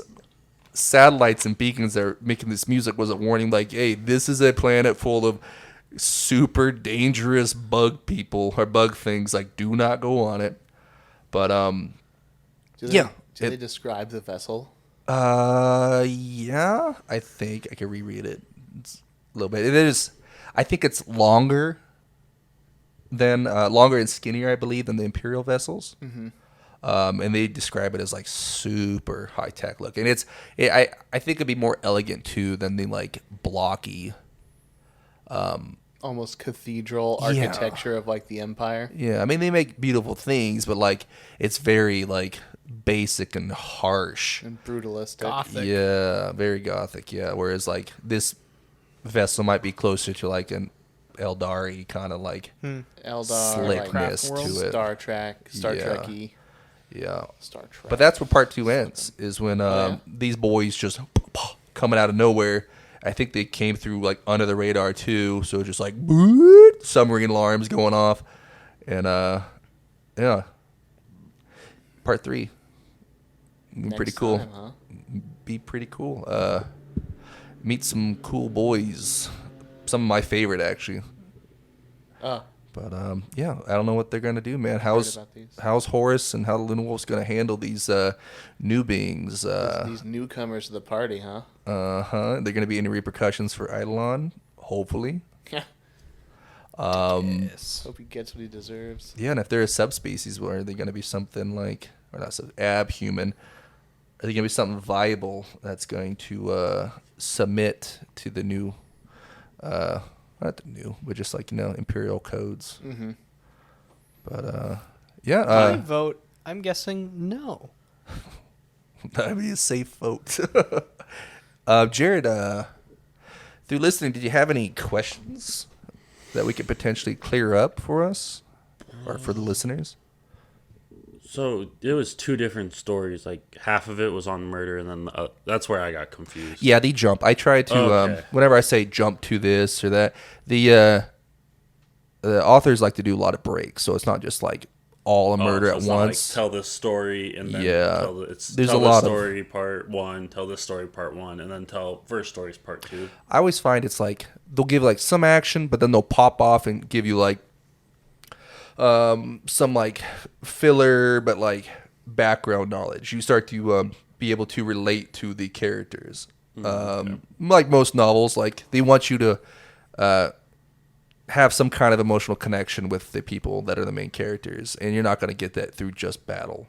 Like you need to humanize these people, and it also throws like the like background themes of like the religion and whatnot, because we wouldn't know nothing about the higher, or like the lodges. We wouldn't know, and that's a thing to remember. Wouldn't know about the lodges, or like the and belief that the Emperor is God, unless like these background events were happening. Yeah, because I guess if it just told you the whole murder thing, you'd be like, okay, what are they even there for? I mean, don't get me wrong, books on fights would be probably entertaining. Are cool. There are short stories like that, but at the same time, like I love the development of the the Warhammer universe, and like the complexity of it is daunting, but also like interesting enough to like make you want to pursue knowledge outside the book or read the next book to see what happens. They do bounce around a lot, and we'll see through the heresy. Like once they start throwing in more legions, and it's not just like the Luna Wolves Yeah. you're worried about, where it's like keeping track of it can be. For sure. And who's the author of this particular novel? Dan is the. He's also notorious for non-linear timelines. He loves to go back and forth and like kind of like really like kind of work within the frame, work within having the power to just skip around in time and not really need to tell it in a linear way. But I think what makes it worse, I mean, it's good writing, but is it's great also writing. more confusing because he throws tons and tons and tons of characters at you. That Yeah. you're like, Fast. gotta remember those. Yeah, some of the books have like I names totally in the forgot front. about like Mercedes until you, that's why I was chuckling there for a second. So I was like, oh, I totally forgot Yeah, that she's there's a the, character named Mercedes in this whole thing. The one with the big old peanut head. What? She's got the Yeah, she's got elongated elongated skull. Oh, where she right, remembers yeah. stuff. But yeah, the in the front of the books, the paperbacks, they have like a listing of names, and it's like 2 pages sometimes. Like, how the hell? Like, keep flipping it back, like a Choose Your Adventure, trying to figure out who we're Yeah. talking What about. was this one again? But most of the time, if they're not really, I don't know. I try to like skip over a lot of the basic stuff, like the description of where the remembrancers hang out and like the weird debauchery that goes on there. It's just stuff to be glazed over for now. Read the book, and learn about it. But is there any other questions? No, not really. Are you Nothing. looking at me? Do you guys have any questions too? Non-new listeners? Not me? Yeah. Nah. Grognard listener? I guess I don't want to say noob. I hate that. I mean, Guys who've been in the universe, in the game for a while. yeah, so like I really like the Horus Heresy and where we're going with it, and it's really good because like way back in the day when I started, there were no Horus Heresy novels. All the heresy felt, and like all the stuff pre that was like high mythology that like only scholars even had like the faintest hint about. And I remember going to like game stores and people would be like, oh, I've brought like my Black Legion Chaos Marines, and we'd go, ooh, and like, you know, we'd be talking about Black Legion stuff, and they'd be like, and before the heresy, they were called the Sons of Horus, and we're like, like we're like scholarly knowledge, like the Sons of Horus, and like, or like looking back and like seeing like the original diagrams of the old paints, like paint schemes, and like being like, oh, so Dark Angels used to be black, huh? And like, there was just, it was so like the information was so sparse, but so like we knew it mattered because like the whole universe is built off, like the Empire is shaped permanently by the Horus Heresy and the actions of the people who we don't even know. And like a lot of us, like I think there's that big mural-esque picture. This, I don't know if we want to keep this part in, but it's like that bit of Horus standing over Sanguinus. And then like then there's the one with the Emperor like there like posing, and it's like that has just been like an icon since like It's the 80s. the 80s, like Rogue Trader, like Yeah. that was the piece, that was the That was where a lot of this lore stemmed from. Yeah, is was- from a painting. Yeah, where the hell, like, how would you know about Sanguinius back in the day? Because, like, I mean, like, Dante and stuff wasn't a thing until recent, right? Dante's been around for a bit. Has he? He was one of the all the space big Space Marine chapters got like a character to like be their leader. And Like Dante was theirs. Dante, and there was like Marnius Calgar for the Ultramarines. You had Darnith Lysander for the Imperial Fist. There's like a bunch of, even some of the offshoot chapters, like the Crimson Fist had Pedro Cantor.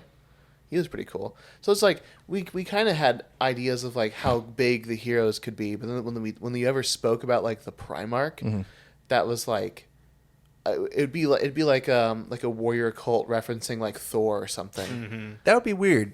Yeah, like, not having any Primarchs really be, and then read the Horus Heresy, and, like, they're everywhere. They're all here. Like, they're hanging out. So it is interesting as Well, like it's kind of an age of mythology. Yeah. The heresy. I mean, it's like definitely as like an old timey player. Rolling my eyes at myself, but like it's really interesting to see how much has developed and how fleshed out it's become, and like really it's like so juicy. And like it kind of reminds me, remember like when Star Wars existed, like the first A New Hope dropped in theaters. I'm not that old. I didn't see that shit in theaters. I only saw the prequels and sequels in theaters. I'm not that old. But people talk about it, and like I remember watching A New Hope for the first time ever, and Obi-Wan Kenobi drops this like throwaway fucking one line. The Clone Wars. I fought with your father in the Clone Wars. He was the best pilot in the whole galaxy. And he's like, you knew my father? You fought with him? He goes, oh yes. And he's like, you know, he was the greatest Jedi I had ever known. And he looks sad and looks forlorn and looks in the distance. And if only we fucking knew what was going to happen. Yeah. Like how just all of the Clone Wars, the prequels, and how big that's become, like in the lore. Like there are people who like... Yeah, George Lucas out here about to spend $1 billion on that one line. Yeah. Yeah. Making movies and Making shows and all movies kinds of and shit. books and comics and action dude. So it's super interesting to kind of see, because like unlike Star Wars, where that was kind of almost like a throwaway line, it could have been anything. They didn't even have to use it. You know what I mean? But in the Horus Heresy and in Warhammer, this has been like prophesied since the beginning. Because people would be like, why are there Chaos Space Marines? And I go, oh, because Horus turned, he fell, and we'd be like, what does that mean? Yeah. And it was like, it almost has the same level of like draw or like significance as like the fall of Lucifer almost. Because there was a long time when like people would talk about Primarchs and stuff like they were like gods. And like if the Emperor was like, you know, Zeus, then like the Primarchs were the other gods of Olympus. And for one to fall to evil, to fall to the darkness was like big. And like misunderstood. No one understood. It's just really gonna recap all that real quick. It's really interesting to see how much this has been fleshed out and how powerful it is now. Yeah, it's weird where we start our different starts. Like I chronologically went through the Horus Heresy to start off all of it, and now I'm caught up in 40K on the main series, not all the. Yeah. It's interesting as well. Like me and like you and Luke rather are like. It's like you were. Well, I guess for me and Luke, we were kind of like our 40K, like apotheosis happened in 40K in the modern time, and so we kind of have this like, it's as if we were born before you, kind of, because you're like, what is your first Warhammer dip? And it's Horus Heresy. I'm gonna add like another level of complication onto that though, because I'm more of like, I think I know more about the War in Heaven era. Oh yeah, shit than anything else, right? Heresy. Well, yeah, like millions of years before. See, but my first Warhammer book wasn't the Horus Heresy. It was 15 Hours. It's a small book about an orc planet that a guardsman accidentally lands on. A farmer, basically. A little farmer boy got on the wrong ship. That's rough. Yeah, I read it in high school, like freshman year. Found it at Fred Meyer's. And I did a book report on it, and I was like, this is kind of cool. But I couldn't figure out what... It was just said Black Library on the back, and I was like, the hell's a Black Library? Like, I want more of these books, but I don't know where to find this.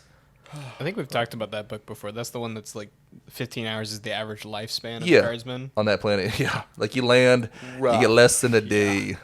You make it count. 15 hours. That'd be so fucking savage. Yeah, but I mean, yeah. Well, it was a fun book. Yeah, any other questions? Luke, do you have any questions? no, I don't think so. Like I said, thanks, valued listeners. We really appreciate your time, and we're hoping you had a good time. This has been Horus Rising Part 2. Stay tuned, stick around, listen in for Part 3 coming up next. And we also like to pitch our other little bits, segments that'll be coming up. Equipment Corner, Theory Corner, and Popularity Contest, see who's who. Naming game. It'll be good. We got lots of neat stuff, and we hope to see you and hear you next time. Ciao. See ya. Bye. Bye.